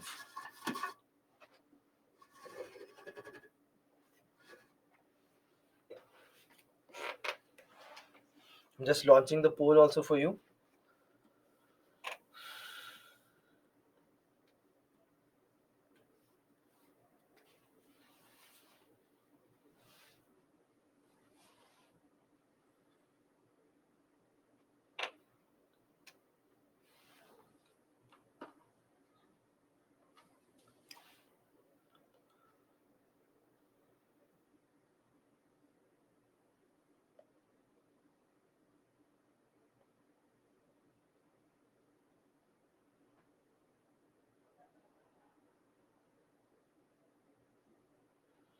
Yeah, so 46% of you have marked D, which is actually the correct answer. That's great. So let me just discuss this with you. How exactly do we arrive at this answer? The question says the artificial satellite orbiting around the Earth does not fall down. This is so because the attraction of the Earth, first, is does not exist at such height. That's completely wrong. Gravitational force of the Earth will exist. Just imagine you have a moon which is way farther away and it is still being attracted by the gravity of the Earth. So something which is a satellite which is much nearer to the Earth, there is no chance that the attraction of the Earth does not exist. So A is definitely wrong. Second is neutralized by the attraction of the moon. That is also incorrect. Moon again is farther away, plus moon is very small, so its gravitational pull is also very small. So that's why B cannot be the answer. Now comes the real problem between C and D. C says provides the necessary speed for its steady motion, and D says provides the necessary acceleration for its motion. All right. So basically, you can say here we are talking about between speed and acceleration, that whether it is about speed or whether it is about acceleration. Why acceleration is correct? Just think of something very simple. What is the formula for force? Force is equal to mass into acceleration.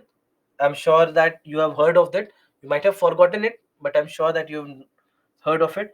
So force is equal to mass into acceleration. Now mass is something that we know of, correct? Mass is fixed.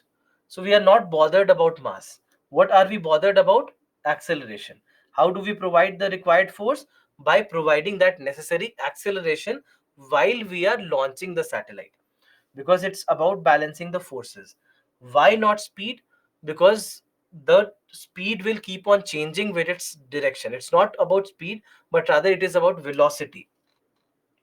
It is more about velocity, meaning just not the speed, but also speed and the direction in which the speed is being provided. So basically that is where we are coming from, and that's why providing the necessary acceleration for the motion would be the correct choice here. But as I said, that it's not an easy question to answer. It definitely makes it very difficult. uh, but they actually have asked this question in your paper. All right. So next, coming to the understanding of the orbits, I think we should, it's a bigger topic, so maybe we can take a break here itself. Can we take a break here itself? And then on the other side, we'll start with a fresh topic because it's a longer topic. So, in between leaving it for a break will not be a good idea. So, it's 6:37 right now. So, can we be back by 6:50? And then, if you have any doubts, we'll first take your doubts, and then after that, we'll begin with the next part, that is understanding of the orbits.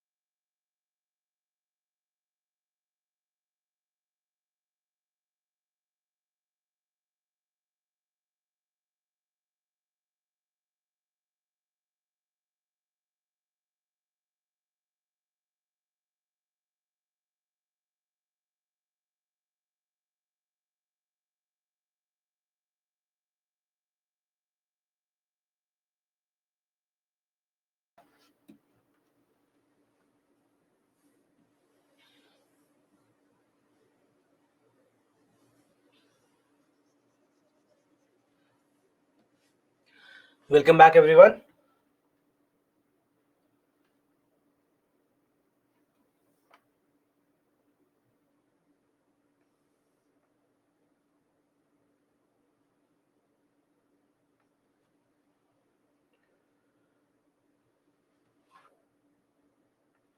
Why do Earth have one moon and other planets have two or more moons? So it all depends when the formation of this solar system happened. At that point of time, whatever dynamics could basically happen, they all happened and they then became static. So at that point of time, all the smaller planets, because they are smaller, they have lesser gravity, they could sustain lesser number of celestial bodies around them, and then the bigger planets, they basically have more numbers. So for example, the smallest two planets you have, Venus and Mercury, it became very difficult for them to sustain a moon around them, with this large sun also being so near.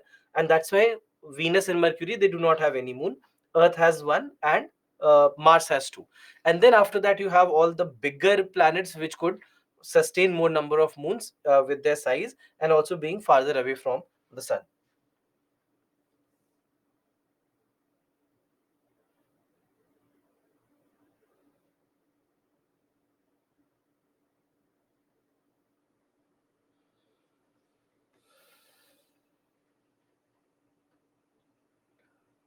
Clear its orbit means that no other celestial bodies is found in its orbit and other planets orbit is not near to its orbit. Yes, absolutely correct. That's the case. How centrifugal force acts on satellites to balance its motion. So basically what we are saying is, centrifugal force is the force that we are providing, the thrust with which you launch a rocket. That launching of the rocket itself is the centrifugal force.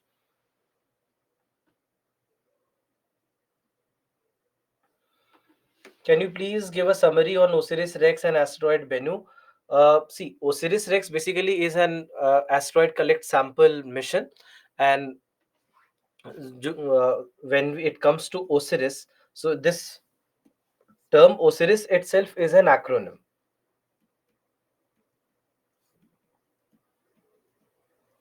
So O stands for origin, then spectral interpretation, resource integration, security, and then regolith explorer. So it basically is an acronym for this entire work that it has to do. So when we say regolith explorer, regolith means the uppermost part of the soil. So because it is going to collect those samples from this particular asteroid, that's why it is a regolith explorer, and it will be able to give us a basic understanding of the origin of the solar system itself, or maybe about the asteroids, because it's a carbon rich asteroid, and we know that Earth also has a lot of carbon, other planets also have a lot of carbon.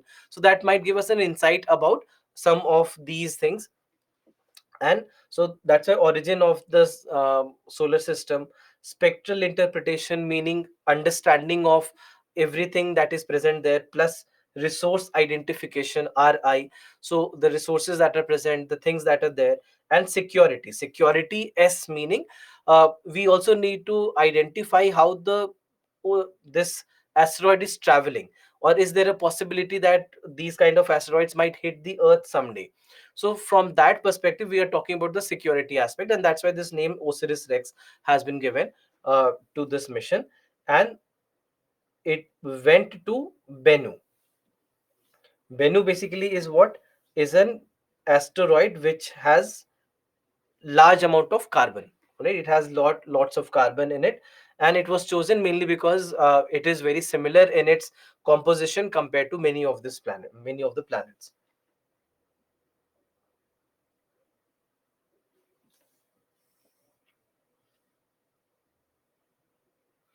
Does any other planet orbit intersect with any other planets?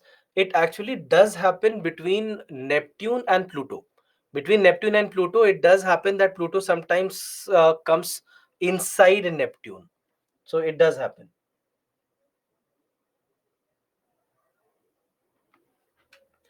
How the centrifugal force is provided in revolving satellite. So basically, the revolution of the satellite will be uh, calculated. All right, it's a calculation that we do before we launch the satellite itself. The circular motion, basically, if you know the formula for circular motion, mv square by r, so that will be calculated first, the velocity will be calculated first, and based on that we will provide it the angular velocity as well.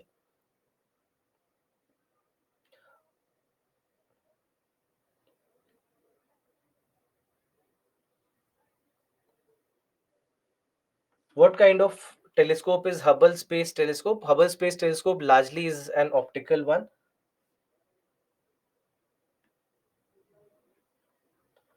Can we say that collision of stars as a natural calamity? It's not a calamity for us, it's just a natural phenomena, we would say, because it's not causing any harm, it's not doing anything to us. So that's why calamity is a term that we use in negative sense. So we should not say that it's a calamity.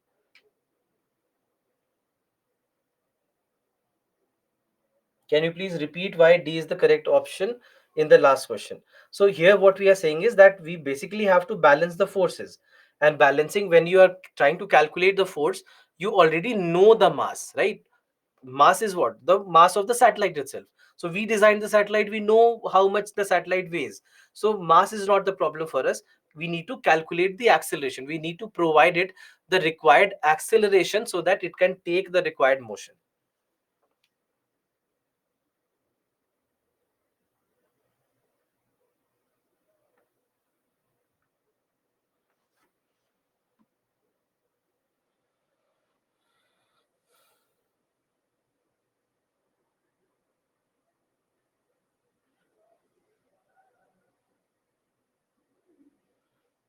The satellites rotating in clockwise or counterclockwise direction, we can basically design whatever we want, so there is nothing that is fixed. We try to just gain from the motion, but we'll discuss that later, how exactly we do that.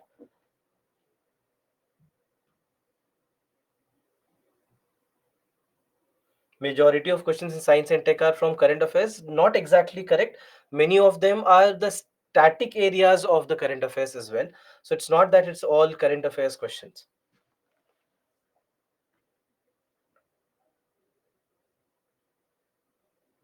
Is there any other star which has planets? Multiple, many of them. There are many, many stars which have planets around them.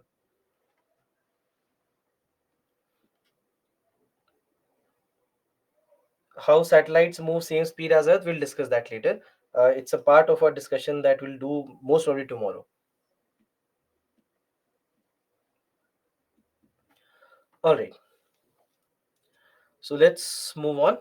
Now, looking at the understanding of the orbits, there are two scientists who become very, very crucial when it comes to our understanding of the orbits. We have Kepler and we have Newton. Now, Kepler was somebody who gave three laws of planetary motion. He basically had given three laws that govern how exactly the motion of planets around the sun happen. So he was the one who observed something, and based on that, he had given three laws.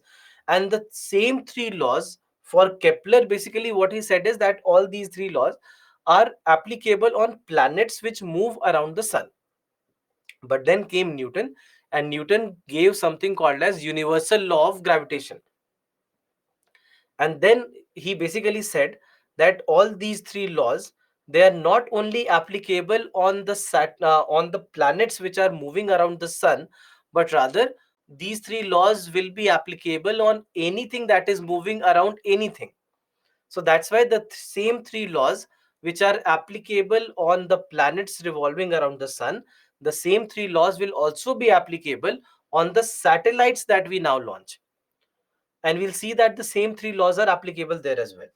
So let's try to understand this first, that what are these three laws of planetary motion. So the three laws that were given by Kepler, the first law says that all planets move in elliptical orbits with sun situated at one of the foci of the ellipse. We'll discuss what exactly it means. Second one says planets sweep out equal areas in equal times.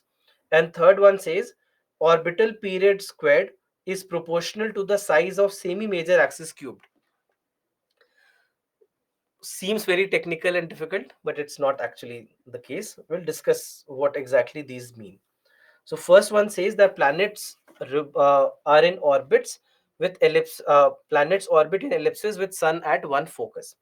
Now, what we basically mean is that first and foremost, what is an ellipse? Ellipse is this kind of a shape, right? This kind of a shape is called as ellipse. So any ellipse will basically have major axis and minor axis. These two, there is a big axis and a small axis.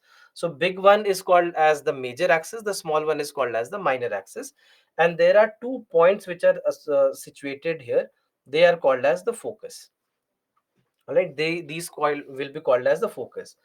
Now the same, when it comes to this ellipse, there can be multiple types of ellipse. It can be a very elongated ellipse like this, or even a perfect circle. Circle is also an ellipse, just that these two axes that we were talking about, these axes now become the diameter. The axis basically become the diameter. So that's why circle is a special case of an ellipse. So even circle is an ellipse. All right, so these are various different types of ellipses. So now what we are saying is that planets, they basically are moving in an elliptical orbit. All right, they have an elliptical orbit, and sun is situated at one of the foci of this ellipse. So basically sun is situated here, and all the planets that we have, the planets basically will be having a orbit like this. So you have a planet here and you have the sun here like this. So this is basically what this first law simply says, that he had simply observed that whatever planets he sees, all these planets have an elliptical orbit. The shape of the ellipse could be different, but just that it's an elliptical orbit. That became the first law. Then the second law. The second law says that planets, they sweep out equal areas in equal time. Now, what it simply means is that if you look at this picture that you have a 10 days time period here, and you have a 10 days time period here as well. All right, you have a 10-day time period in both the cases. So, because the time is same, 10 days in both the cases, because the time is same, the area will be also same. The area that it is sweeping will also be same. So this is basically what we mean by equal area in equal time. All right, equal areas in equal time. This is basically what we mean by the second law. So now, how did he come to a conclusion that this is the case? Equal areas in equal time. What he observed is that when the planets, they are closer to the sun, they move faster, and when they are away from the sun, they are moving slower. If you see this, when the planet is close to the sun, in 10 days it has covered so much of distance, right? And when it is away from the sun, it has covered a very small distance, as you can see this. So the planets, when they are nearer, they are faster. When the same planets are away, they are slower. This is what the second law simply says, and this is where it comes from. All right, so that's why planets, they move faster when they are closer to the central object, which is basically the sun in this case, and they move slower when they are farther away from the central object. So this was the observation. Based on this observation, when he kept on doing the further calculations, he came to a conclusion that in equal times, equal areas are being covered. All right, equal areas are being covered in equal amount of time. So that is something that became the second law. This became the second law. And then there was the third law, which says that the orbital period squared is proportional to the size of semi-major axis cubed. Now, this seems very technical, but actually it's saying a very simple thing. What it simply is saying is that if there is a planet which is close to the sun, all right, when a planet is close to the sun, it takes less time to complete one revolution. When a planet is away from the sun, it will take more time to cover one revolution. That's it. This is what the third law is. So, for example, let's say when you talk about the Earth, Earth takes 365 days to cover one revolution. When you compare Earth to Pluto, Pluto takes how much? Pluto takes 238 years to cover one revolution. So on one day, one hand we have on the one hand we have Earth that takes 1 year to complete one revolution. On the other hand, you have Pluto that takes 238 years to complete one revolution. Earth is near, Pluto is far. This is what the third law says, that if you are near the sun, you take less time to complete one revolution. If you are away from the sun, you will take more time to complete one revolution. That's it. This is the third law. So that's why, in a manner, and all these were based on observations. All these laws were based on observations, and and also, interestingly so, the observations were not made by Kepler. All these observations were noted by the teacher of Kepler, the mentor of Kepler. He had made a lot of observations.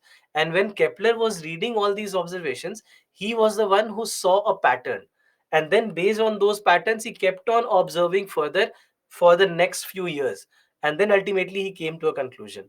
So, the laws were given by Kepler, but actually, uh, the observations initially were noted by the teacher, or the mentor of Kepler.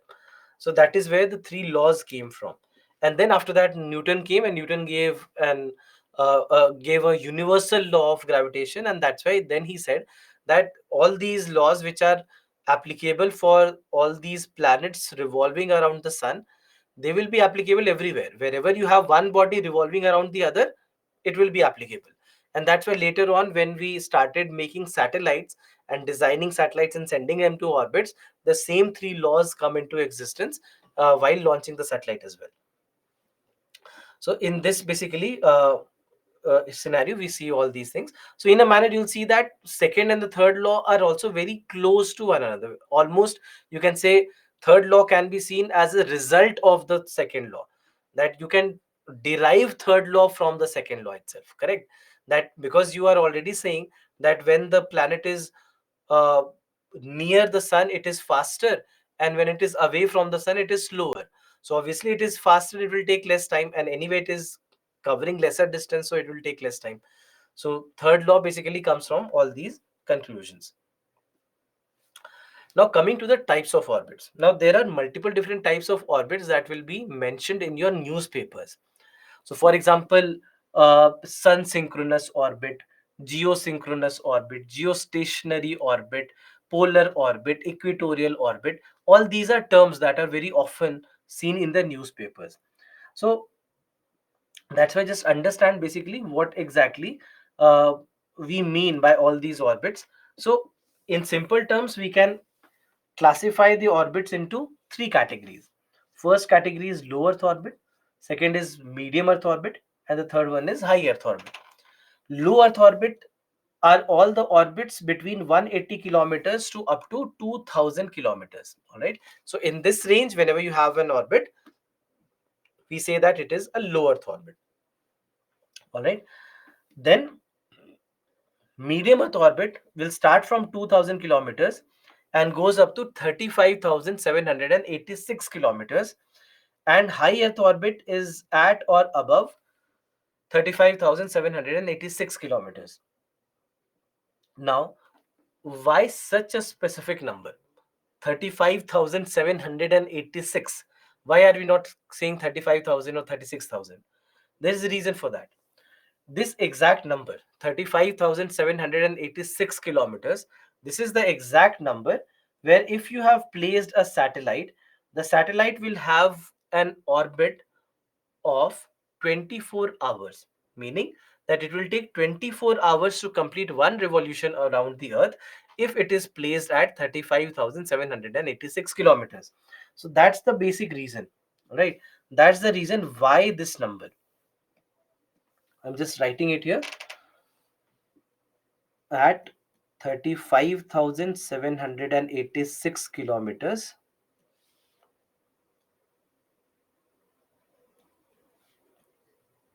orbit period of a satellite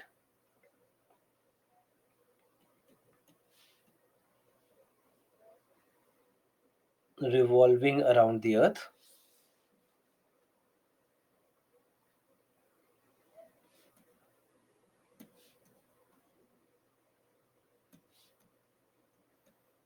is 24 hours, right? So in 24 hours, it will complete one revolution if it has been placed at a height of 35,786 kilometers above the earth. All right, so that is why this so specific number, such a specific number, has been chosen. Now, when it comes to all these types of orbits, there are certain factors that we use to determine any orbit. Now, just understand this. There are three major factors. The first factor is height. Now, why does height matter? And rather, how does height matter? Just take this into account. All right. Suppose that,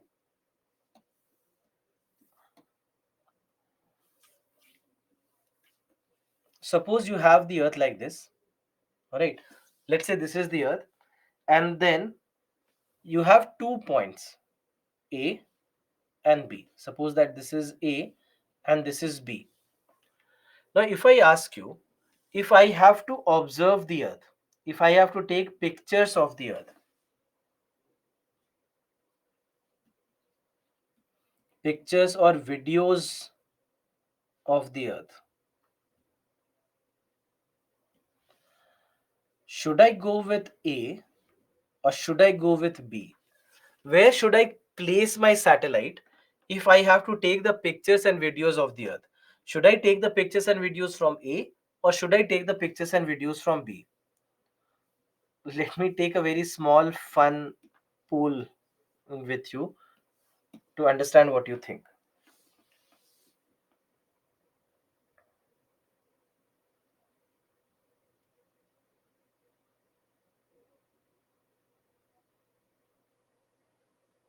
Hmm. So it's a very small fight here. 49% of you have said A and 51% of you have said B. The answer actually will be A. Pictures and videos of the earth, if we have to take, will be at A and not B, meaning that we'll try to be as near the earth as possible if we are taking pictures and videos rather than being far. What's the reason? The reason is the HD quality.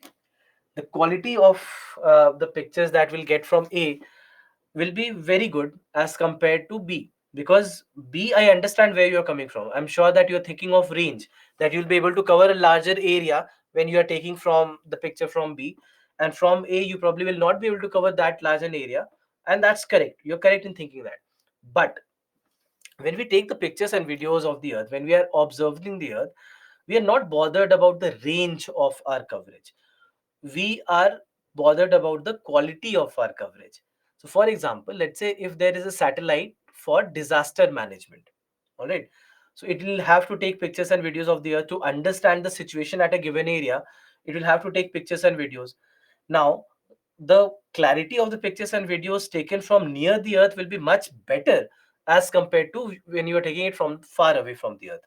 So that's why they'll be kept at a height which is much lesser as compared to any other application. All right, so that's why will be near. All right, so just think of your camera, that if you had to take your picture, would you rather keep your camera near you or would you take it from far away just to cover a larger range? You're not bothered about the range, you are bothered about the quality of the image, of the picture that you're taking. Same goes for these satellites as well. The satellites also will take a better picture if they're nearer. Understood? That's why height matters. That's why the altitude of the satellite will matter. Similarly, if let's say there's another aspect of communication,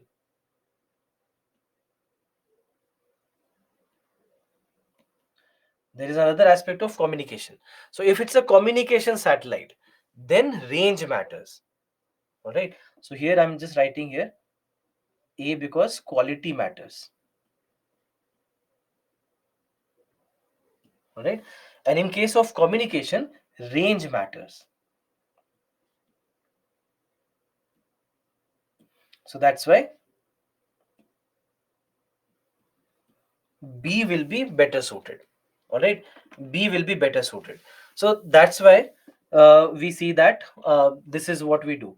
That if you have to observe the earth, take pictures and videos, will try to be near the earth. And if you have communication purpose, you need a better range, then in that case you'll be far away.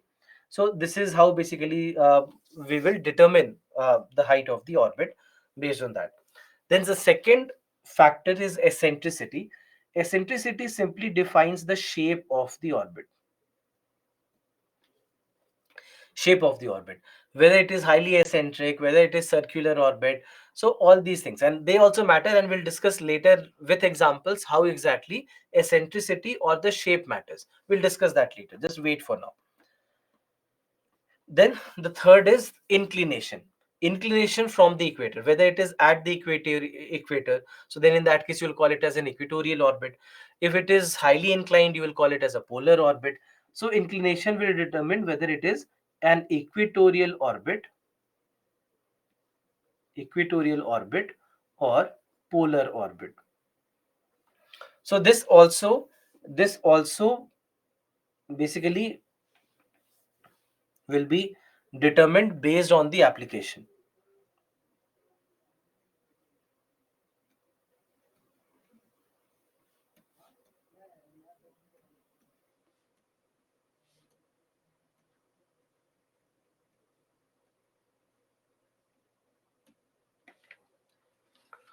Determined based on application. So that's why equatorial or polar, that also matters, and we'll discuss that again as we move on. You'll automatically understand uh, how inclination matters and how inclination is determined. So these three factors, understand that: height, shape, and inclination. These three factors become very crucial in determining what kind of satellite is to be placed where. All right. Now, based on that, we have the different types of orbits. The first one is the low Earth orbit. Now, what we discussed about the low Earth orbit is that low Earth orbit is placed between 180 kilometers to up to 2000 kilometers, right? 180 kilometers to 2000 kilometers. I'm just writing the basics here. So, height is 180 to up to 2000 kilometers, correct? Then comes application. So application, because it is near the earth, what is the application? Observing the earth. So application is earth observation.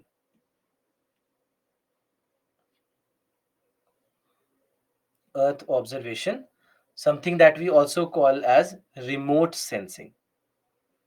This is also called as remote sensing, because we are remotely trying to sense the earth or remotely observing the earth, and that's why remote sensing is another name that is used here. So application is this. Then, so we know the height, we know the application. Then when it comes to the orbital period,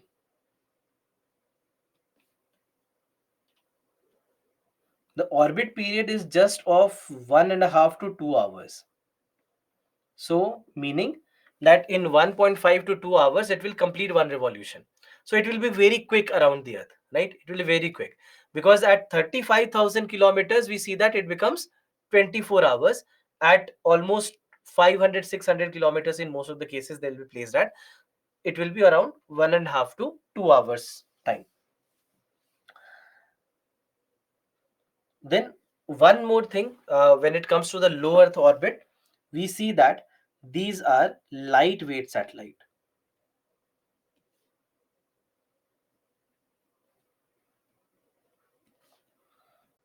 These are lightweight satellites. Also, the launcher that we use here, and we'll discuss about launchers later. Launcher that we use here is called as PSLV. You might have heard the term PSLV, which is Polar Satellite Launch Vehicle. All right. So Polar Satellite Launch Vehicle is the primary launcher that we have for the low Earth orbits. Uh, then one more thing, their life cycle. The life cycle of these satellites is largely between 3 to 5 years. All right. So this is basically how we are making the use of all these. So just know these points and why these points are important. See, many a times when the questions come, even if it's a current affairs question, so let's say they ask you a question based on any recent launch, whatever happened, let's say in the last 1 year or so. Now Based on all these things, if you can link all these pieces of information together, even without knowing that current affairs news, you will still be able to answer the question. You'll still be able to answer the question. I'll tell you how. So, for example, there was one question that was asked on astrosat, right? Astrosat. Now, so lightweight satellites. So, when I say lightweight satellites, this is less than 1500 kg, less than 1500 kg. All right. So that is what is lightweight satellite. So less than 1500 kg. Now, the question that was asked on astrosat, one of the statements, so what we know about astrosat was that it was launched using a PSLV. So if PSLV has been used, it cannot be a heavy satellite, correct? Can't be a heavy satellite. One of the statements that was given for astrosat was that it is a 2000 kg satellite. It can't be a 2000 kg satellite because PSLV was used. So even if you don't know what was the exact amount of or exact weight of astrosat, even then you can answer that question just by knowing how to relate all these pieces of information. That when we say low earth orbit means height being 180 kilometers to 2000 kilometers. Largely it is between 500 to 700 kilometers only, but less than 2000 kilometers. Application, what is application? We want to be near to take the pictures and videos, so the application is earth observation, or also something called as remote sensing. So that's why these satellites are also called as remote sensing satellites. Then orbital period is between 1.5 to 2 hours, because they are very quick, because they are so near, so that's why they will be quick. They are lightweight satellites, meaning that they weigh less than 1500 kg. You will see that in most of the cases they don't even weigh beyond 500 to 600 kg. In most of the cases they will be lesser than 600 kg. Forget about 1500 kg. PSLV will be the primary launcher. So for lightweight satellites we will use PSLVs, and that's why you'll see that for many missions wherever we have used PSLVs, they all have been lightweight satellites, whether it is normal Earth observation satellites, or even Mangalyaan mission, or Astrosat mission, or Aditya L1 mission that we just launched. In all these cases, these are lightweight satellites. So even if Aditya L1 has been launched with the help of PSLV, it simply means that it cannot be a very heavy satellite. It cannot be a very heavy satellite. So that's why just remember all these points together, so that you can relate all these information, and even if you don't remember current affairs, you can still apply this knowledge and answer that question. And you will see that it really works. Whenever such kind of a question has come, it really works if you just know this. Now, there are two types of there are two types of low earth orbits: polar orbits and sun synchronous orbit. Now, in case of a sun synchronous orbit also, we say that it's a special case. It's a special case of polar orbit, right? It is a special case of polar orbit. So it's not that it's different, it's a special type of polar orbit.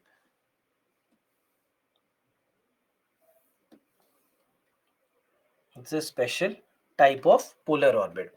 Now, in this case, just understand, when we say polar means what? That it will be synchronized with the poles of the earth. So we know that there are poles of the earth. So they will be revolving like this. All right. They will be revolving like this at the poles of the earth, right? Or along the poles of the earth. Sun synchronous orbit gets its name because it is synchronized with the local solar time of a place. So it gets its name because it is synchronized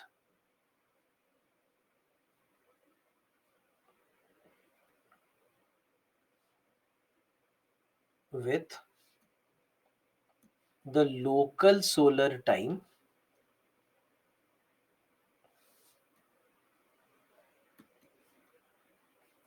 of a place. Now, what do we mean when we say synchronized with the local solar time of a place?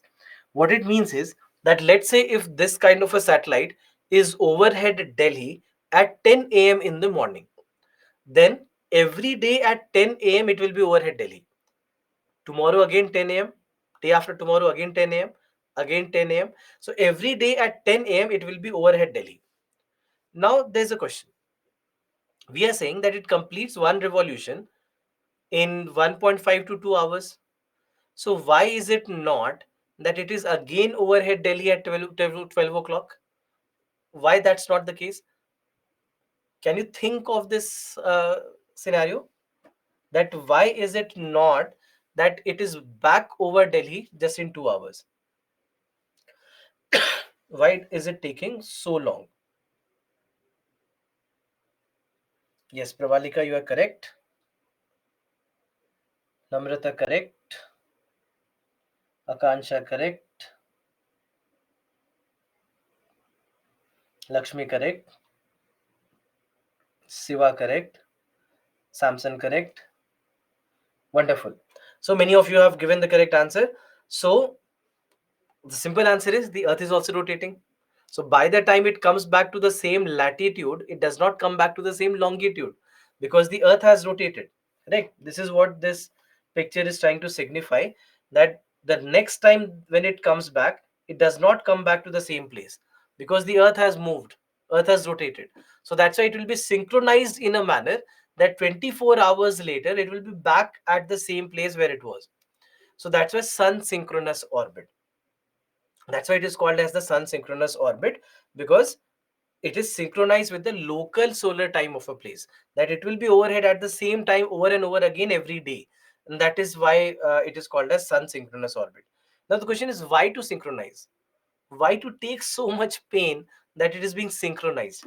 The reason is that it helps us get a better data, that you are getting the data every day at 10 a.m. So you get a consistency in data. All right. This basically helps with consistency of data.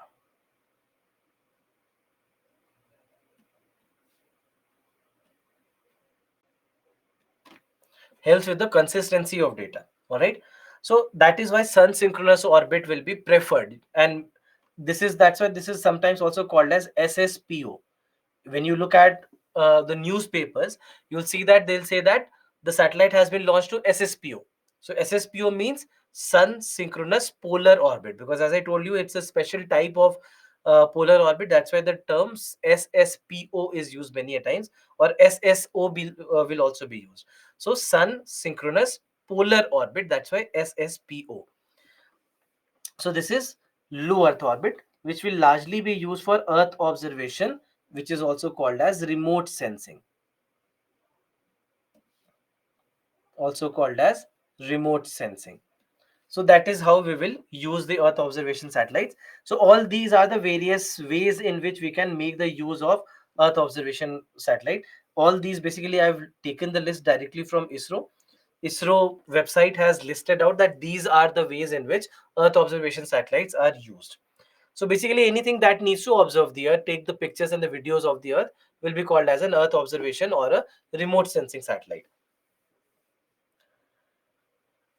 So there are multiple examples: Cartosat, OceanSat, ResourceSat. Generally, the nomenclature goes like this: that you write the name of the application plus SAT. This is how the naming of the Earth observation satellites is done in most of the cases. In case of the Indian satellites, then after that we have the medium Earth orbit. Now, in case of medium Earth orbit, again there are two types of orbit. One called as semi-synchronous orbit. Now, semi-synchronous orbit basically is called so because it has an orbit period of 12 hours.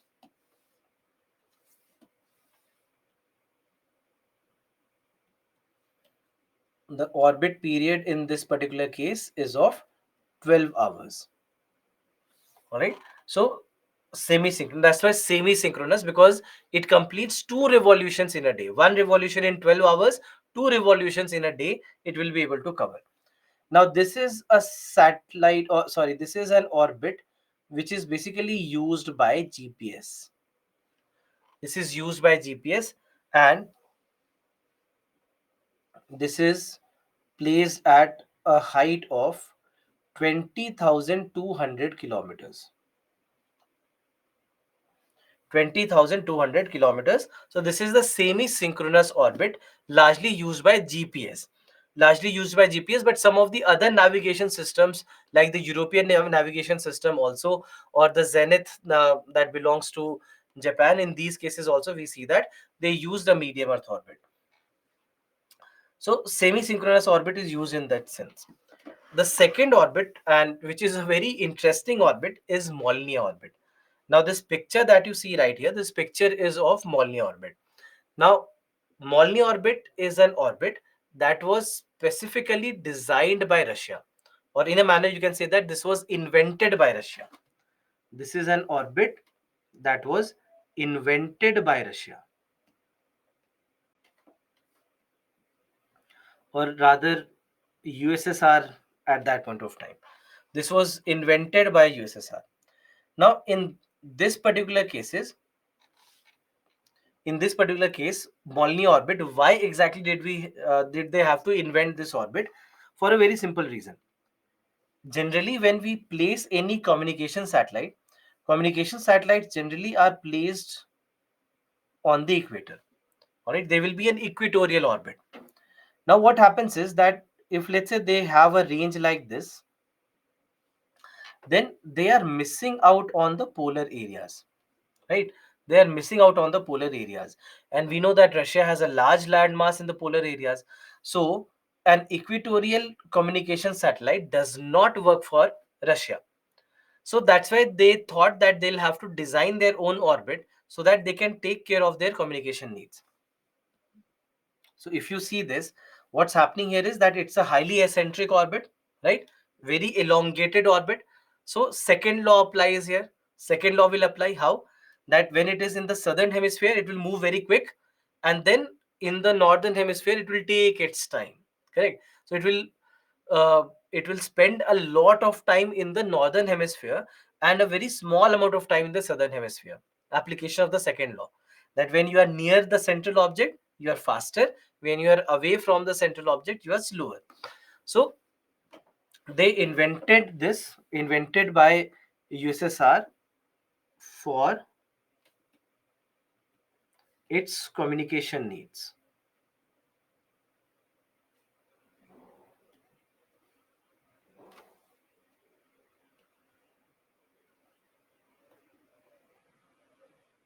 All right. So that's why Molniya orbit was invented. Now there's another side to this story. This was the Cold War era. Uh, and in the Cold War era, we know that there were two poles. One was USSR and one was USA. So obviously, whatever USSR said, USA never believed it, and whatever USA also said, USSR never believed it. So when USSR invented this orbit, uh, when they invented this orbit and they said that we need this orbit for our communication needs, USA had a different story. USA said that these people are lying.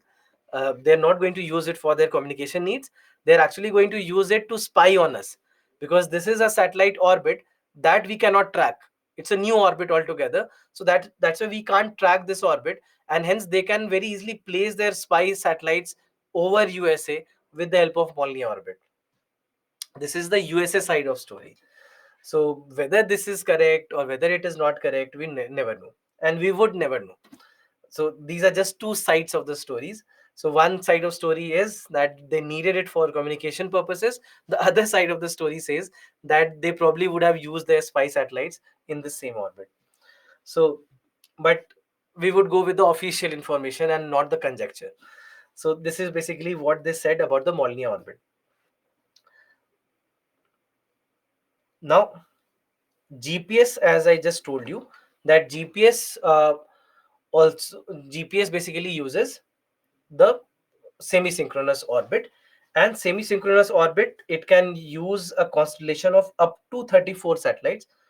Let me write up to 34 satellites, because it's not always 34. Sometimes it's 30, sometimes it is 32, but up to 34 satellites can be used in this GPS system. As I told you, that it is placed at approximately 20,200 kilometers above the earth. Now in this case of GPS, what we see is that there is one concept that is used here. The concept is called as triangulation. Now, the concept of triangulation basically is that there are three satellites that they use together to look at, or rather identify a certain area or provide the positioning information about a certain location. So this basically is something uh, that GPS does. So that's why triangulation, because a set of three satellites will be used. And while using these three satellites together, they increase the accuracy of the satellite. They increase the accuracy of the GPS. So, uh, because one satellite probably would have not been able to give that much accuracy. That if, let's say, one satellite covers this area, the second satellite probably covers this area, and the third satellite covers this area. So in this manner, when all the three are used together, then in that case, the accuracy of the information will be very high. So that's why GPS uses this concept called as triangulation. So triangulation is use of three satellites together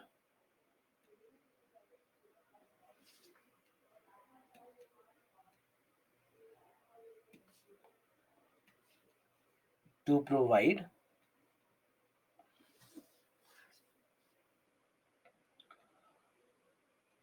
location or position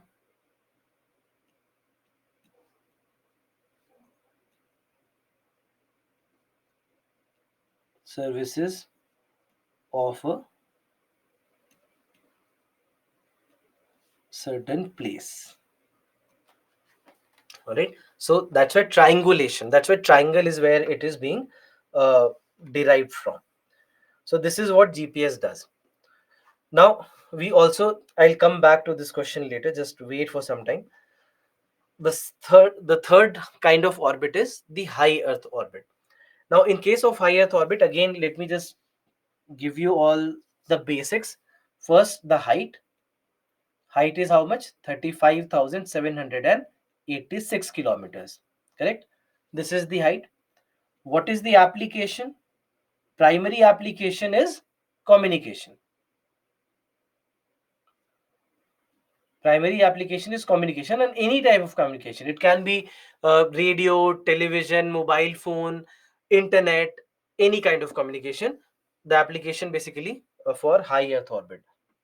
Then we see that you have heavier satellites here.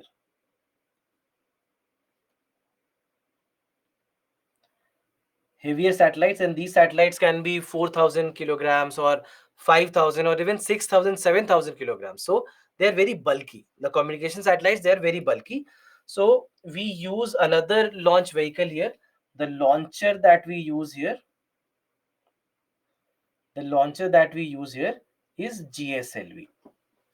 All right. The launcher that we use here is GSLV. Then after that, what else? The orbit period, right? Orbit period, we already discussed that when you are at 35,786 kilometers, it will be of 24 hours. So orbit period is of 24 hours. And then the life cycle. The life cycle of this satellite will be higher. It can be up to 15 to 20 years. So on one hand, we discussed that the low Earth orbit satellites, they are functional for like 3 years or maximum of 5 years, whereas the life cycle of a satellite in this scenario can be up to 15 to 20 years. And that is also one of the reasons why we keep communication satellites here, because it's not that we can't keep communication satellite in the low Earth orbit. We can. It's just the problem of range. You increase the number of satellites. Instead of one satellite, use 10 satellites. But then it's not only using 10 satellites, but rather those 10 satellites will be functional for 3 years. And here the same satellites will be functional for 15 years. So 10 into 5. So instead of using one satellite, you will be using 50 satellites to compensate for that one satellite if you are keeping the communication satellite in the low Earth orbit. So it's not cost effective, right? Long story short, it's not cost effective. So that is the reason why it's not that we can't keep communication satellites in the low Earth orbit. We can. and it probably will give us better results. But ultimately the fact is that it will not be cost effective, and hence we keep it in the in the high earth orbit.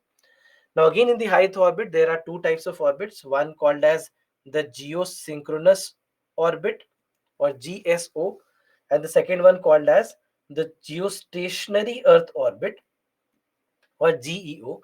Again, this is also, you can see in a manner, is a special type of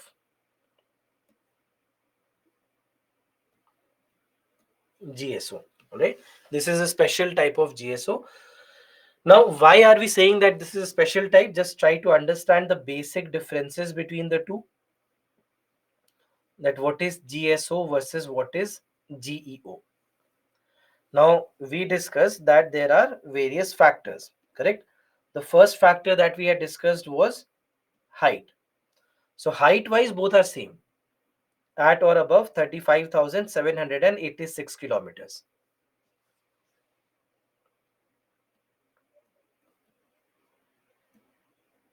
Right? So height wise both are same, so no difference here. Then the second factor that we had discussed was eccentricity or the shape. Now this is where there's a difference. Geosynchronous orbit will be elliptical, whereas geostationary orbit will be circular. It will be circular in its shape. So that's the second factor. The third factor that we had discussed was inclination. Now, inclination wise, what we see with geosynchronous orbit is that it can have a small inclination. All right, it can have a small inclination. So you can say, we'll write here small inclination possible. But in case of geostationary orbit, it has 0 degree inclination with the equator. It has a 0 degree inclination with the equator. So in a manner, it lies in the plane of the equator. Now understand something here. In case of geostationary orbit, just look at the column of geostationary orbit. Height is fixed. It is circular. So shape is also fixed. Inclination is 0 degrees. So there cannot be any further variation. So because all these factors are fixed, it's a unique orbit. It's a unique orbit. Whereas in case of geosynchronous orbit, variations are possible.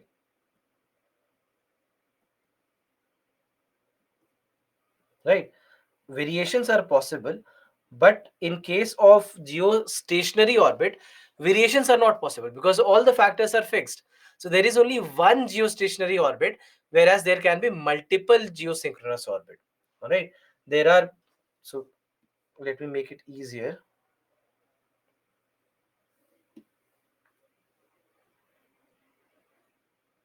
Multiple orbits possible. All right, so on one hand you have multiple orbits possible, on the other hand you just have one unique single orbit. So that's why we are saying that geostationary orbit is a special case of geosynchronous orbit. So this is how it is. So geostationary orbit basically lies on the equator. It lies on the equator, whereas geosynchronous orbit, it can have a small inclination from the equator.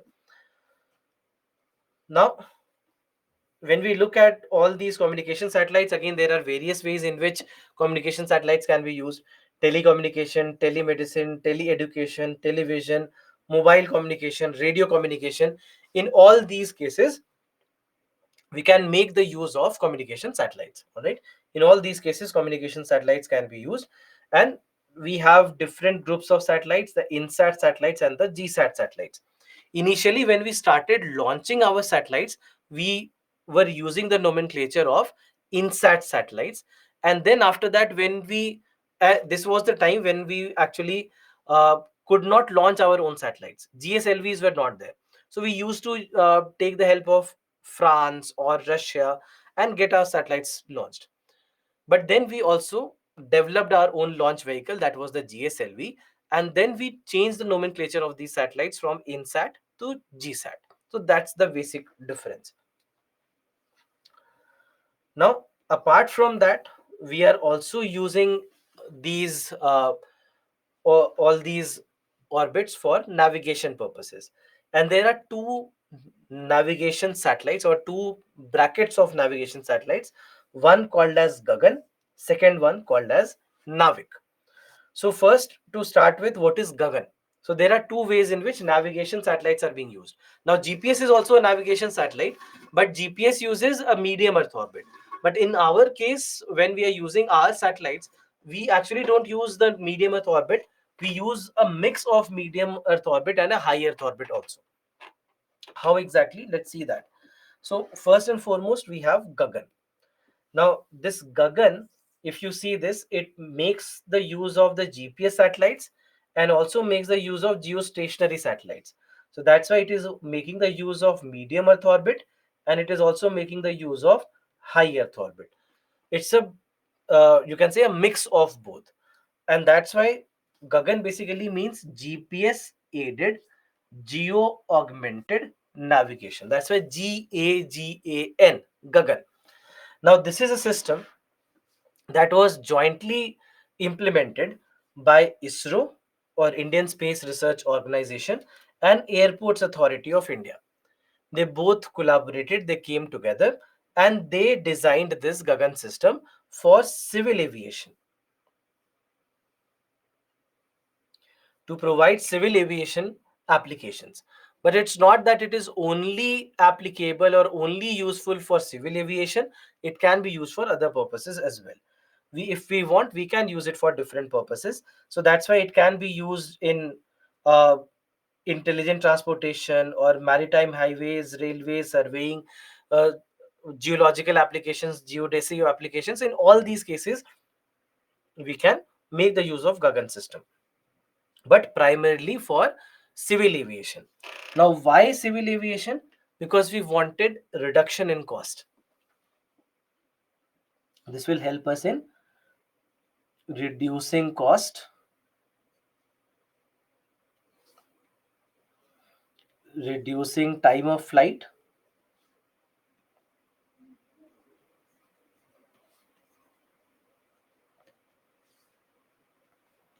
and save fuel as well. All right. So that is basically what we want, is we want to reduce the flight path. So if you know, I mean, it may not be required for you, but let's say, if let's say something is flying from Kolkata to Bangalore, all right, then in that case, it's not that it takes a straight line path. You will see that it will take a circular approach like this, maybe something like this, or maybe it comes like this. So it will not come in a straight line path. So obviously the total distance that it is traveling is much larger than the actual straight line distance between the two places. And there are reasons for that. One simple reason is also the rotation of the earth.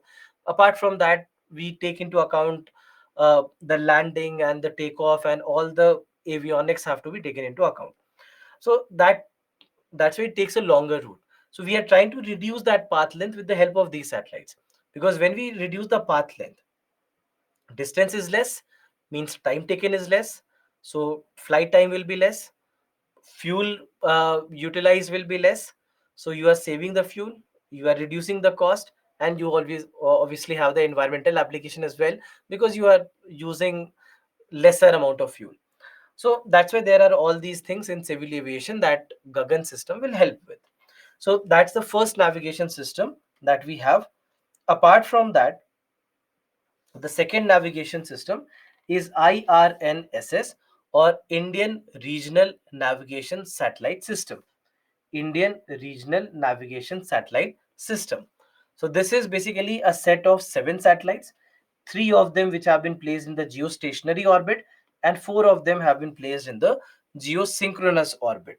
So as you can see here, you have geostationary orbit, There are three of them, three satellites placed in the geostationary orbit, and four satellites placed in the geosynchronous orbit.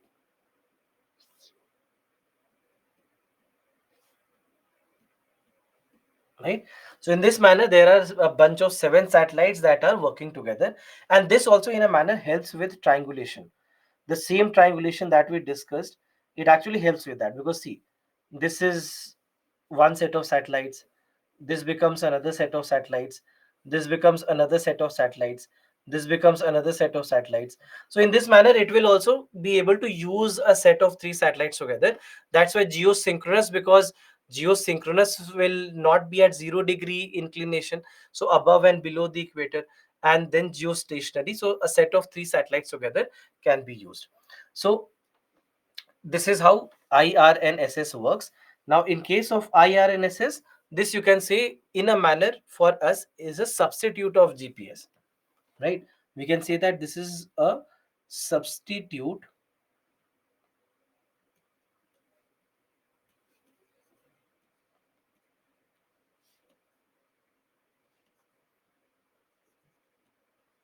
This is a substitute of GPS for India. So in this manner, for us, it becomes a substitute. We already see that IRNSS now instead of GPS, because GPS you might use for the maps. For example, if you're looking at a navigation or through a Google map or something, then GPS primarily is used there. But many of the mobile phone companies in India now they have started using IRNSS chips instead of using the GPS.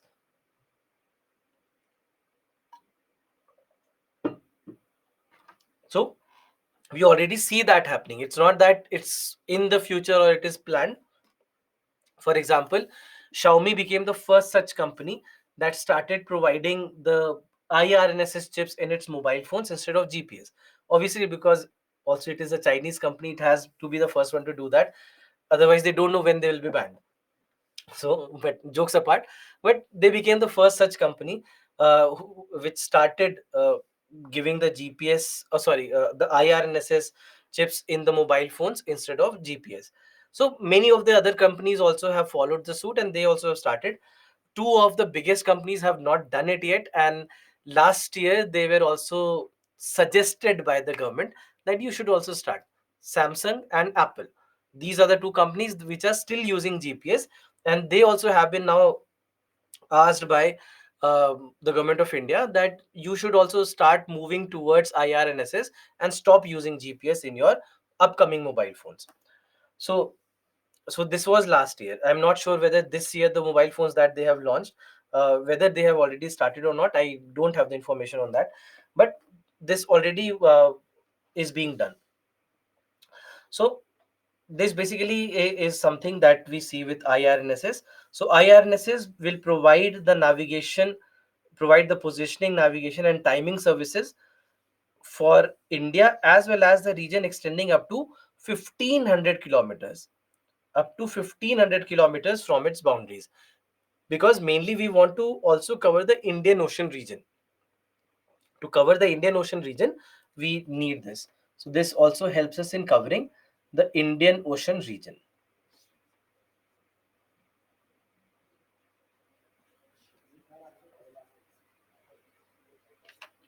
All right. So in this manner, we see that this is something that we try to do. Now, in case of IRNSS, there are two types of services that IRNSS will provide. One called as the standard positioning service, and the second one called as the restricted service. So standard positioning service is the service that is available for every one of us. All right. Just like GPS, how we use it today, that's the standard positioning service. The second one is the restricted service, or something which is also called as precision positioning service. Precision positioning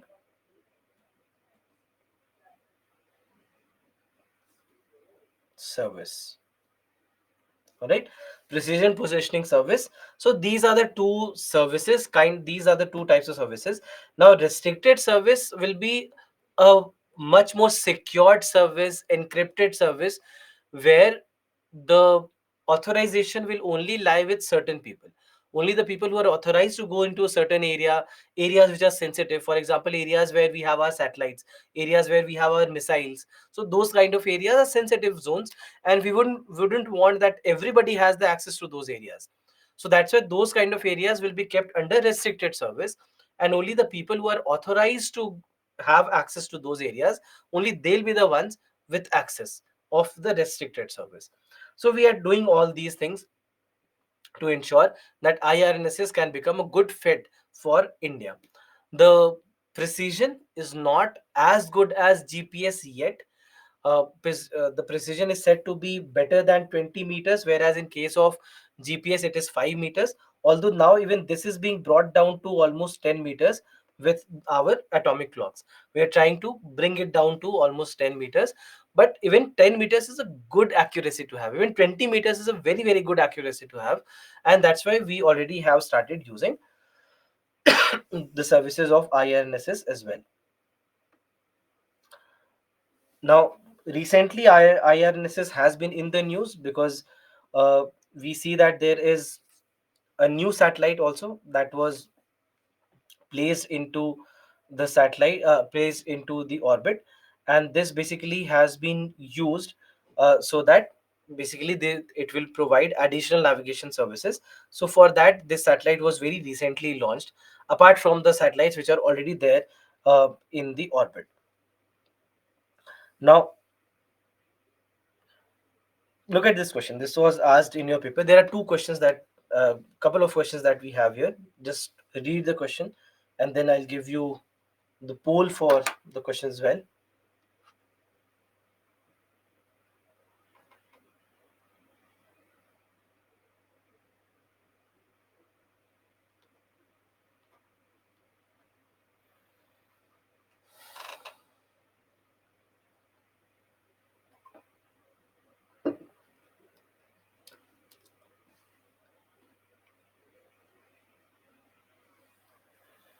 All right, so I'm launching the poll. It's an easy question.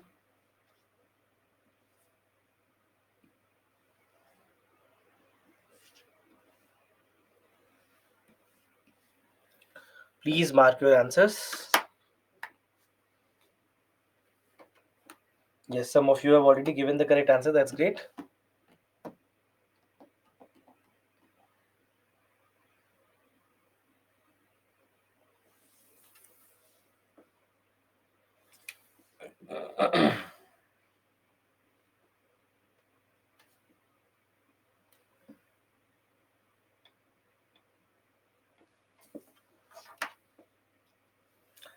All right, so 54% of you have given the correct answer. I was expecting more than this.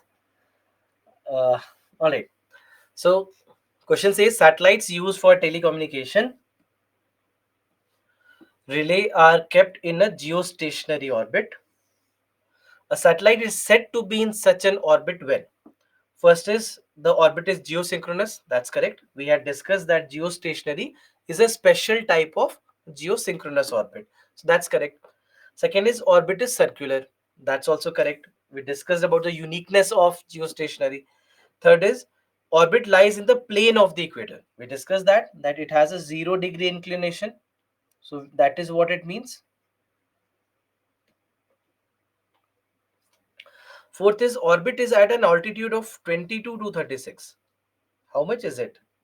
35,786 kilometers.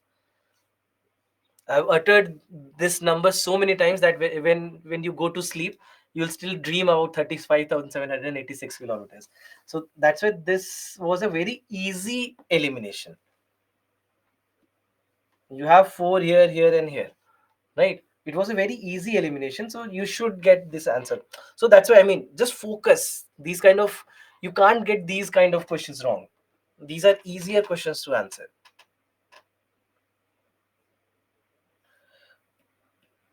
Another question which we had skipped. Yeah, please read this. Again, a very simple and easy question.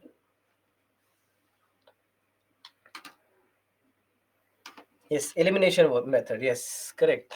This is where all the elimination methods very easily work.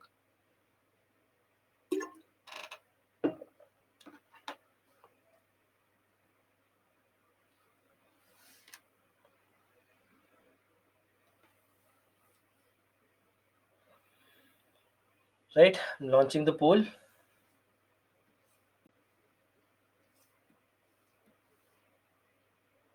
Pretty simple question again. More than 54% of you have to give the correct answer, please.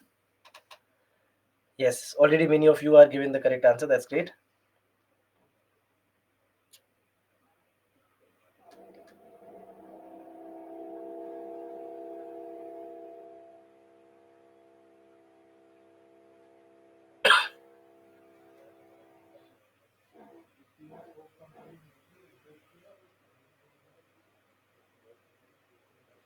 Marginally more number of you have given the correct answer.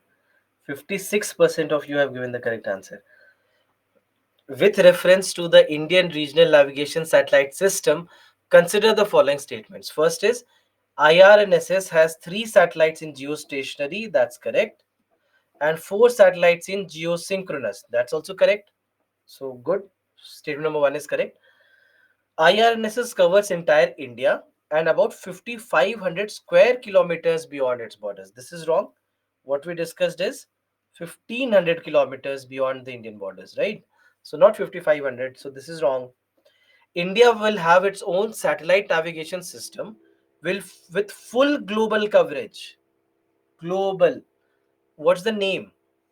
Indian Regional Navigation Satellite System. We are not bothered about global. Global is what? GPS, Global Positioning Service, right? Global Positioning System. So that's GPS, that's global. That's why it has 32 to 34 satellites. Here we have 7 satellites covering India and 1,500 kilometers beyond the Indian borders. So there's no question of full global coverage. By the middle of 2019, we are already sitting in 2023. How do you think that this is the correct answer?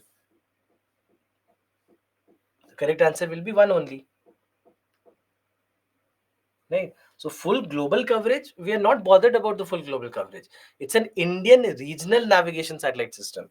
So the name itself gives you the clue that what the correct answer should be in these cases.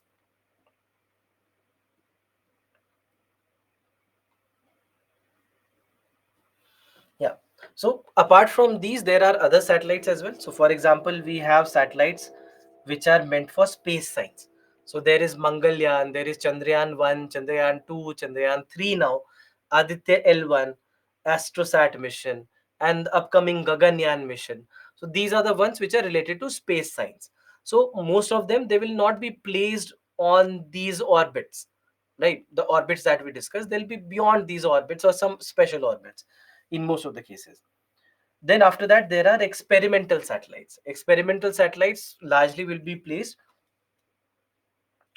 in the low Earth orbit, mostly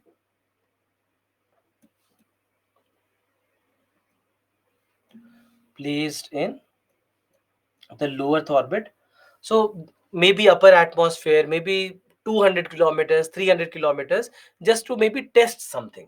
Maybe test an upcoming mission, test a crucial component of a mission, maybe just environmental studies or atmospheric studies. So for all these purposes, these experimental satellites or even defense related experiments. So for all these purposes, these kind of uh, satellites will be used. Then after that, we have small satellites. So small satellites basically are the satellites which are lesser than 500 kg satellites. All right, less than 500 kg. Now in this also there is basically there are different types of satellites. So for example, the satellites between 100 to 500 kg, they are called as mini satellites.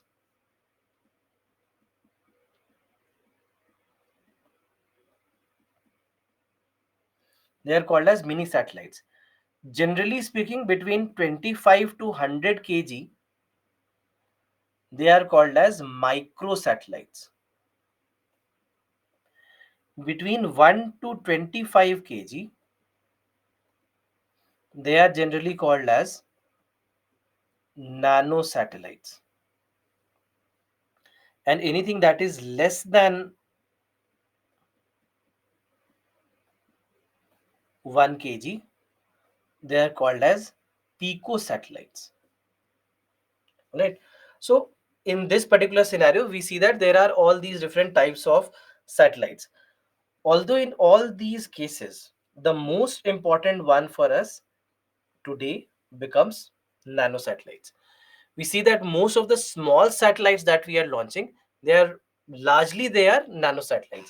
Some of them are pico satellites also, and very small number of micro satellites. Mini satellites, hardly we are launching any mini satellites, but nanosatellites especially are very very important.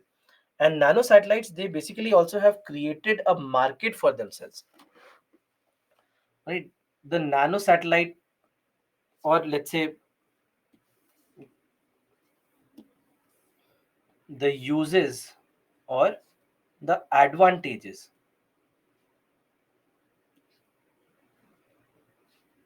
of nanosatellites. And it's not very difficult to think that what the uses or the advantages of nanosatellites could be. Can you provide me with the points? If you don't, I will. But let's start with you. Can you think that why nanosatellites are so important? What are the uses, advantages of nanosatellites? Why is it developing as a market? Okay, cost effective. That's great.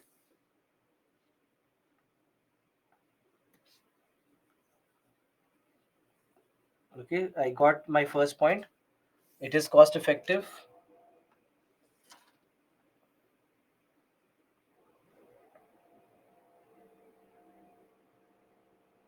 easy to launch. Yes, that's correct.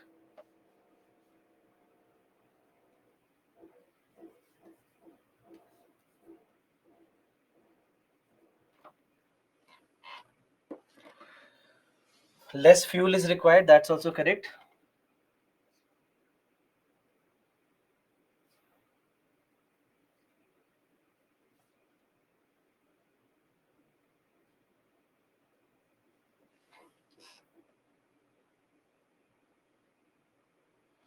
Can be launched many at a time. That's also correct. So, in a manner, we can talk about this being versatile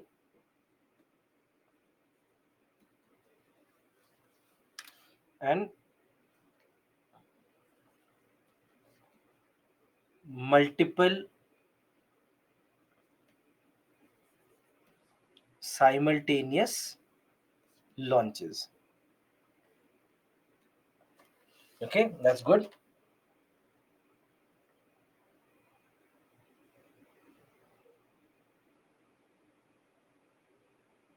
Yeah, in most of the cases, experimental satellites also are nanosatellites. So, okay, I'll mention this.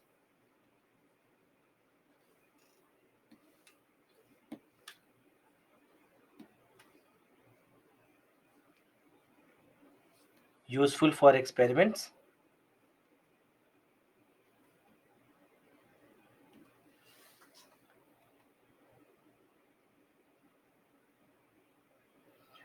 It will not be easy to hide. It will not be so it's not that it's going to be very easy to use it for let's say spying purposes, etc. Today every country has technology that they'll be able to uh, s- will be able to identify these kind of satellites if we are launching them.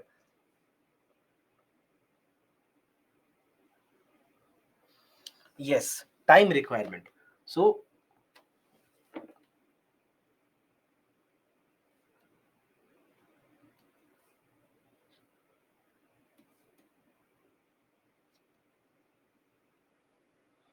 it takes less time to construct, so that's also correct.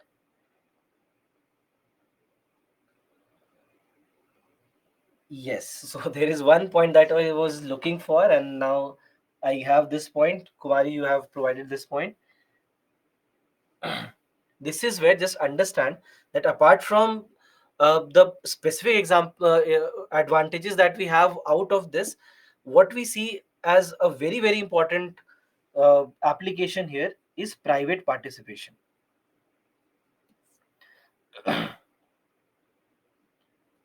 Private participation, because these satellites are easier to construct, easier to make, so that's why private players can also now enter the market. This in turn helps us create a space market. All right, so India can now become a player, a better player in the space segment. Also, it helps in employment generation.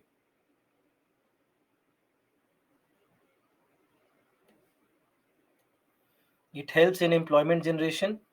It in turn also helps in a lot of startups also coming in this picture.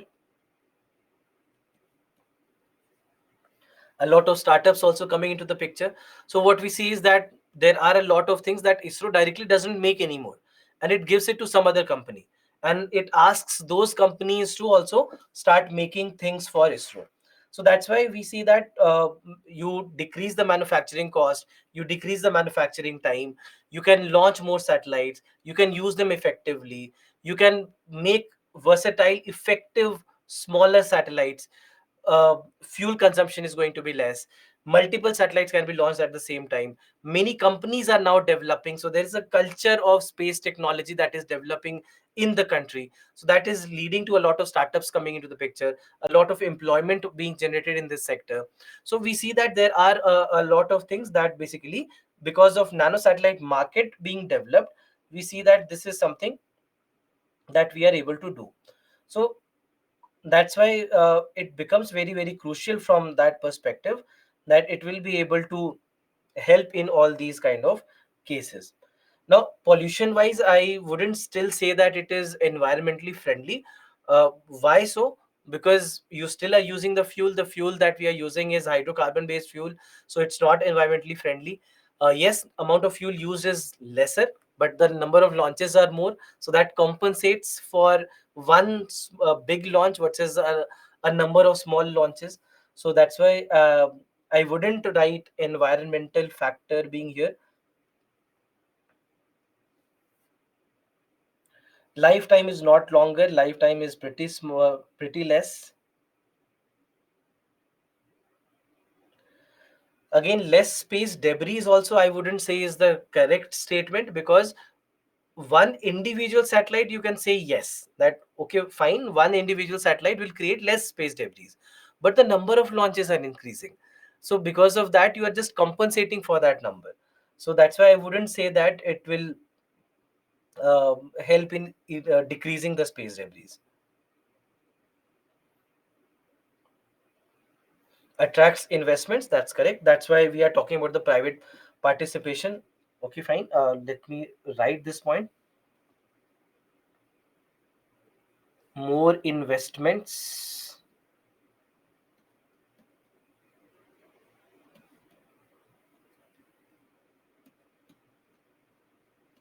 in the sector.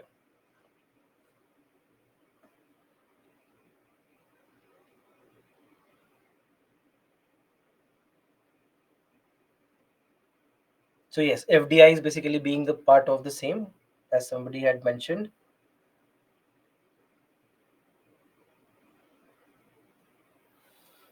Boost research and development, that also is correct. You can say that it will help in more research and development, and basically that is what I meant by when I wrote here useful for experiments. So I'm just mentioning here itself, more R&D. All right. So we see that there are n number of things that they will help with, and that's why we have seen that there has been a huge growth in the space market. And because of that, now we see that there is a special launch vehicle that India has, which is called as small satellite launch vehicle. Small satellite launch vehicle, or SSLV. So that's the reason, because we also have identified that for India it will be very very crucial. Similarly, now we have something called as NSIL, New Space India Limited. Then apart from that, you have In Space. So all these are also working together, so that they will help in more setup of a better space market in India. And last year, for example, when ISRO launched PSLV C51 and 52, they also had mentioned that the parts that have been used in the launch or these satellites, they have not entirely been made by ISRO, but there are other companies which have made it. They, for example, they mentioned about Bharat Dynamics Limited. They mentioned Bharat Dynamics Limited. Similarly, there are other companies also which are working with the government of India with ISRO, etc. So, for example, there is MASDOC, or you have uh, other companies like Paras in defense. So there are other companies also which have started working. And as soon as they took the name of Bharat Dynamics Limited, just check the stock prices of Bharat Dynamics as an exercise. I think it was February 2022 when they announced that Bharat Dynamics Limited has made parts for them. Bharat Dynamics Limited, the stock price for them was around 200, 250, I think, back then. And from there on, it has just launched, and it is above 1000, if I'm not wrong. So all these, so that's why the stock market also took, I mean, their stock prices also rose, because ISRO announced that they are using the services of Bharat Dynamics. So in this scenario, that's why we have seen that all these kind of developments have happened in the field of small satellites. So this, from the mains perspective, remember this, all these points from the mains examination perspective will be very, very important. And then lastly, we also have university or academic institution satellites, because so these are the satellites that have been developed by some college, some university. Students and faculty, they come together, they make these satellites. Most of these satellites will be nano or pico satellites, and once they develop them, the launch will be done by ISRO free of cost. ISRO launches these satellites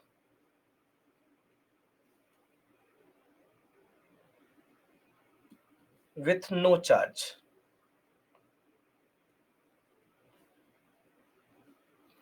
Because ultimately they also want better participation of the students as well, because these students, today if you nurture them, tomorrow they are going to help you. So tomorrow they might, even if they, let's say, they don't join ISRO, but at least they might become a part of the space market, and that will itself help in better growth of the space technology in India. So that's why we see that all these kind of things are also done by ISRO to help in further uh, development of this. So next is Lagrange points, but we'll not start Lagrange point today. We are almost done with the time. Look at this question. I forgot to correct this. This has to be 1, 2, and 3. And C has to be 3 only. Read this question, please.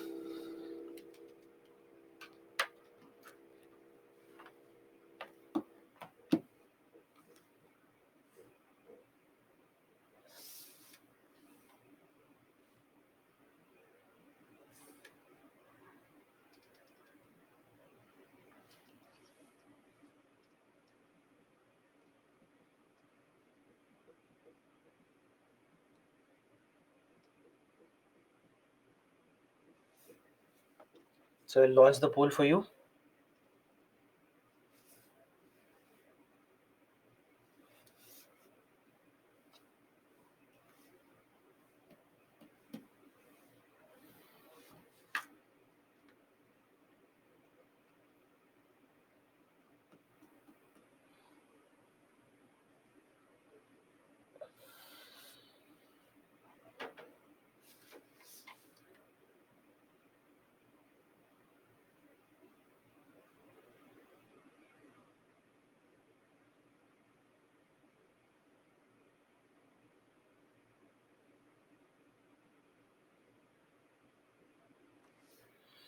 So 50% of you have marked D, which actually is the correct answer. I mean, when I made this correction, many of you might have gotten the answer there itself.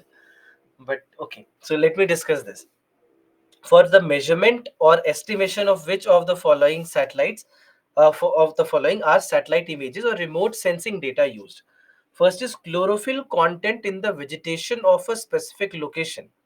So the question basically is asking, would we be able to understand what is the amount of chlorophyll content in the vegetation of a particular region? Yes, we can. How exactly? We analyze the green color.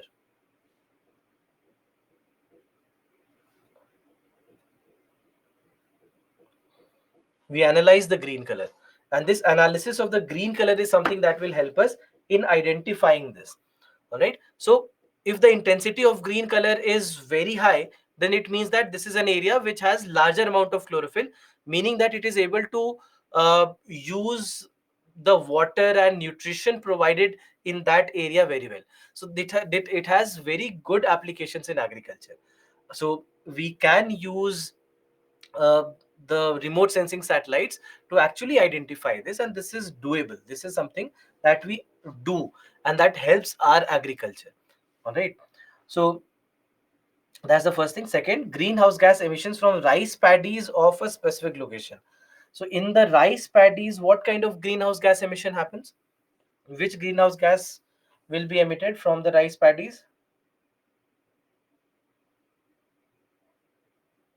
Yes, methane. Correct. Perfectly correct. So it basically is about identifying methane. Can we identify methane? Again, the answer is yes.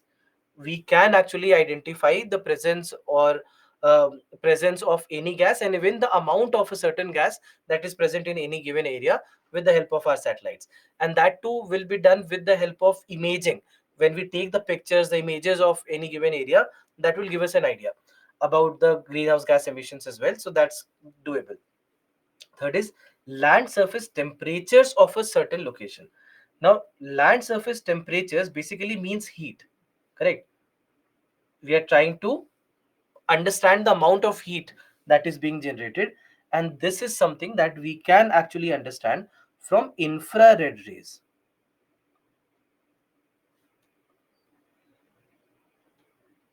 So this will be about identification of infrared radiations. How much of infrared radiations are being emitted from a certain place? That will give us an idea, and that also can be done. And all these basically can be done with the help of satellites. There is a specific type of satellite called as, which we had launched, called as hyperspectral imaging satellite. Now, hyperspectral imaging satellite can do all these things. All right, hyperspectral imaging satellite can actually do all these things, mainly because hyperspectral imaging, and this, the name, that's why this satellite is called as HISIS, hyperspectral imaging satellite. This was launched in 2018, and this question was asked in 2019. So in a manner, it was a current affairs question which has been camouflaged as a direct satellite based question, but actually it was a current affairs question. But this is where you have to understand that how to read current affairs is very, very important, because look what's happening here. They did not ask you what is hyperspectral imaging satellite or what is the use of hyperspectral imaging satellite. Even if you look at the newspapers, you will hardly find any information about what is hyperspectral imaging. If let's say if India is launching a hyperspectral imaging satellite, the very first question that should come in your mind is, what do we mean by hyperspectral imaging? What is hyperspectral, or what is hyperspectral imaging? See, normal image that our eyes capture, we basically are able to capture the primary colors. All right, we only capture, or our eyes only capture the primary colors, red, green and blue. All right, when we say hyperspectral imaging, that's the kind of imaging where uh, every part of the electromagnetic spectrum is involved: radio waves, infrared rays, x-rays, visible light, every color in this visible light. So every part of the entire electromagnetic spectrum can be used for imaging. So that is what we call as hyperspectral imaging. All right, so that's basically is something that can be done here, and we actually use it for getting the satellite images, and that's why the correct answer will be 1, 2 and 3. Right, so let's stop here. The next topic for us is Lagrange points, something that let's start in tomorrow's class. And after this there are small portion that is left, so tomorrow we'll be able to complete this portion, and we'll start with our next chapter, which is energy. So energy will be the second chapter that we will start tomorrow. So now if you have any questions, please let me know. Let me discuss them with you, and then we shall end the class for today. The leaderboard. Okay, leaderboard.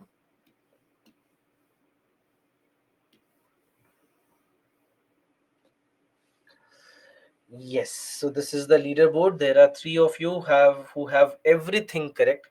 So Karthik, Akshita, and Aniket. Congratulations to all three of you. And everyone else, not a bad job. Even if you are getting 7 or 6 out of these 8 correct, it's a wonderful job that you've done.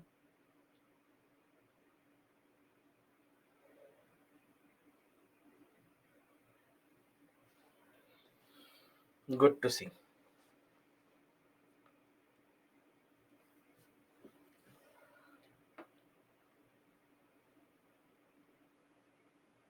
Satellite that isn't blocked by the clouds, no, clouds will not be able to block them, because radiations will be able to penetrate through the clouds. So that's why you can still get the imaging from them. In communication, how B is correct. So basically what we are saying in communication is that we need a better range. So let's say if this is the earth and you are placed here, so from here you will be able to get a better range as compared to if you were here, you would get a very small range. So that's why to increase that range, we push further back.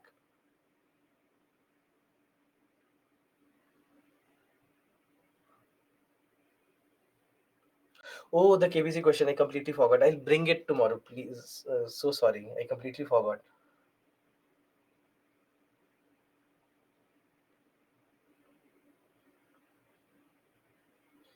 Please, again, the first law of orbit motion. So first law of orbit motion, what we are saying is that all the orbits are elliptical, some form of elliptical. Either they will be highly elongated elliptical orbit or they can be circular orbit, but some kind of elliptical orbit. That is what the first law says.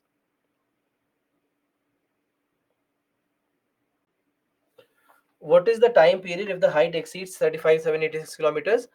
It, I mean, it's a basic calculation. It's a calculation that we will do based on whatever the height is. So height will basically mean the distance, and that will determine the orbit. So that's a simple mathematics that always can be calculated.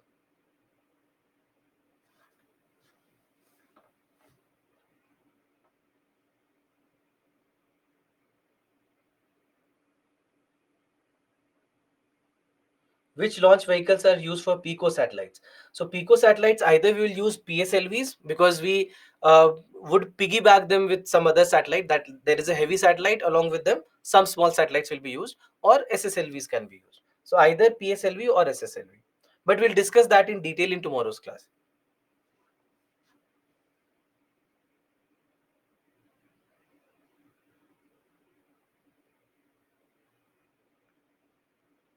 How much cost it takes to make startups in the space sector depends on what kind of startup it is, whether it is a manufacturing based startup, whether it is a service based startup. So there's no fixed sum that we can think of. Does every year number of moons change? Not necessarily. It just is based on if there is something new that we find, then only probably something like this can happen.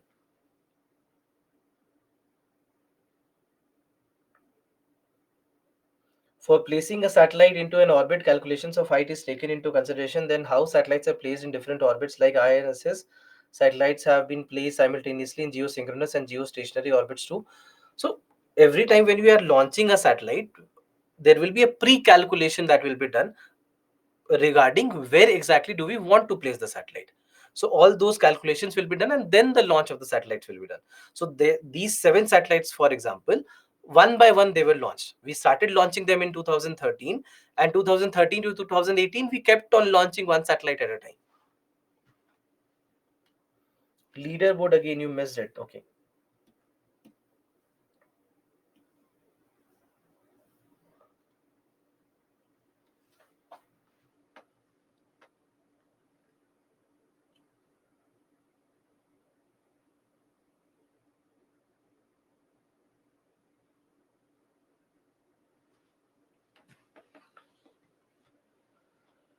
Is the total number of satellites in IRNSS now 7 or 8 after the addition of new NVS1? It becomes 8, but the 8th satellite is not a part of the initial spectrum. So we will still say that it's a 7 plus 1 and not count it as the 8th satellite.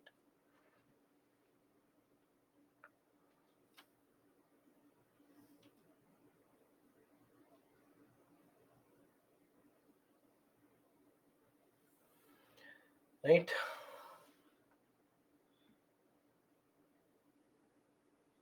Which type of satellite was launched by America to spy on India during nuclear weapon test? It was GPS. I mean, they were using GPS to spy on India. So they did not launch anything specific. The GPS satellites overhead India, they were actually used. What happens after the life cycle of a satellite ends? We'll discuss this tomorrow. They become a part of the space debris, but we'll discuss that tomorrow. Kepler's second law, simple. We are simply saying that when any object is near the central object, they will be faster. When they are away, they'll be slower.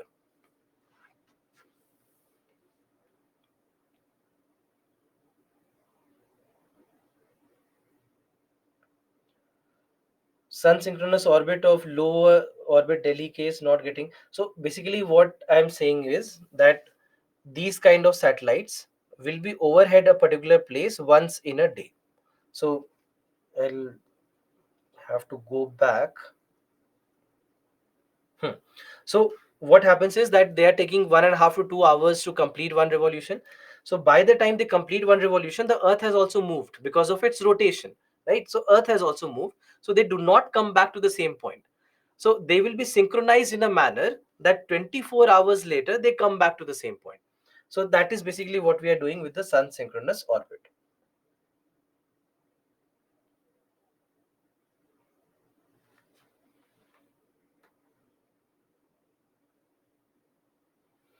Should we have to make current affairs notes?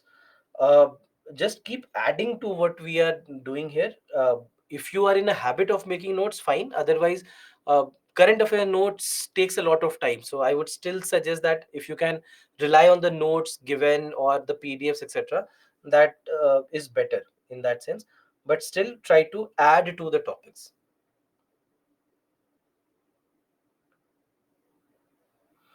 Which launch vehicle used for launching moon missions? uh, Chandrayaan 1 was PSLV, then Chandrayaan 2 and 3, it's GSLV. Is Cube satellite a type of nanosatellite? It's actually a pico satellite.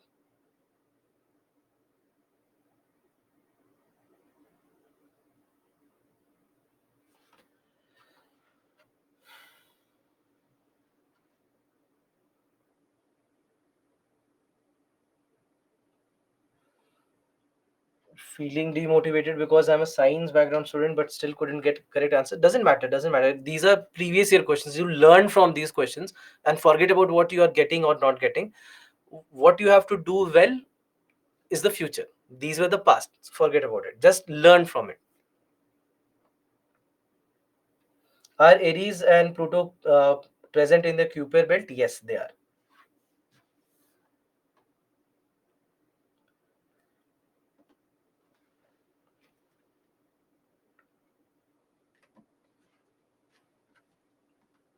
Can we launch satellite at Tropic of Cancer? Topic for tomorrow. We'll discuss this.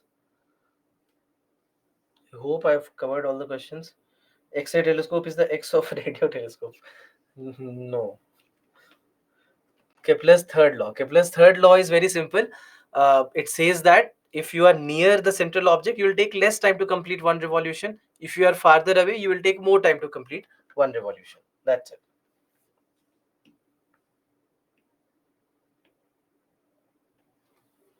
Can lightweight satellites be launched in higher orbits? Yes, we can, but we don't. We have no use for them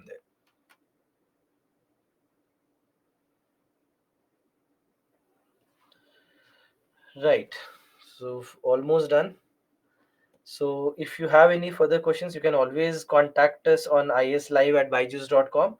Or if you have any further questions for me directly, you can also write to me at rasesh.kumar@byju's.com. Right? Yeah. So this is it for today's class. Thank you very much for being here. Thank you very much for being patient and sitting through the class. Let's meet back tomorrow and we shall continue from where we left. Thank you.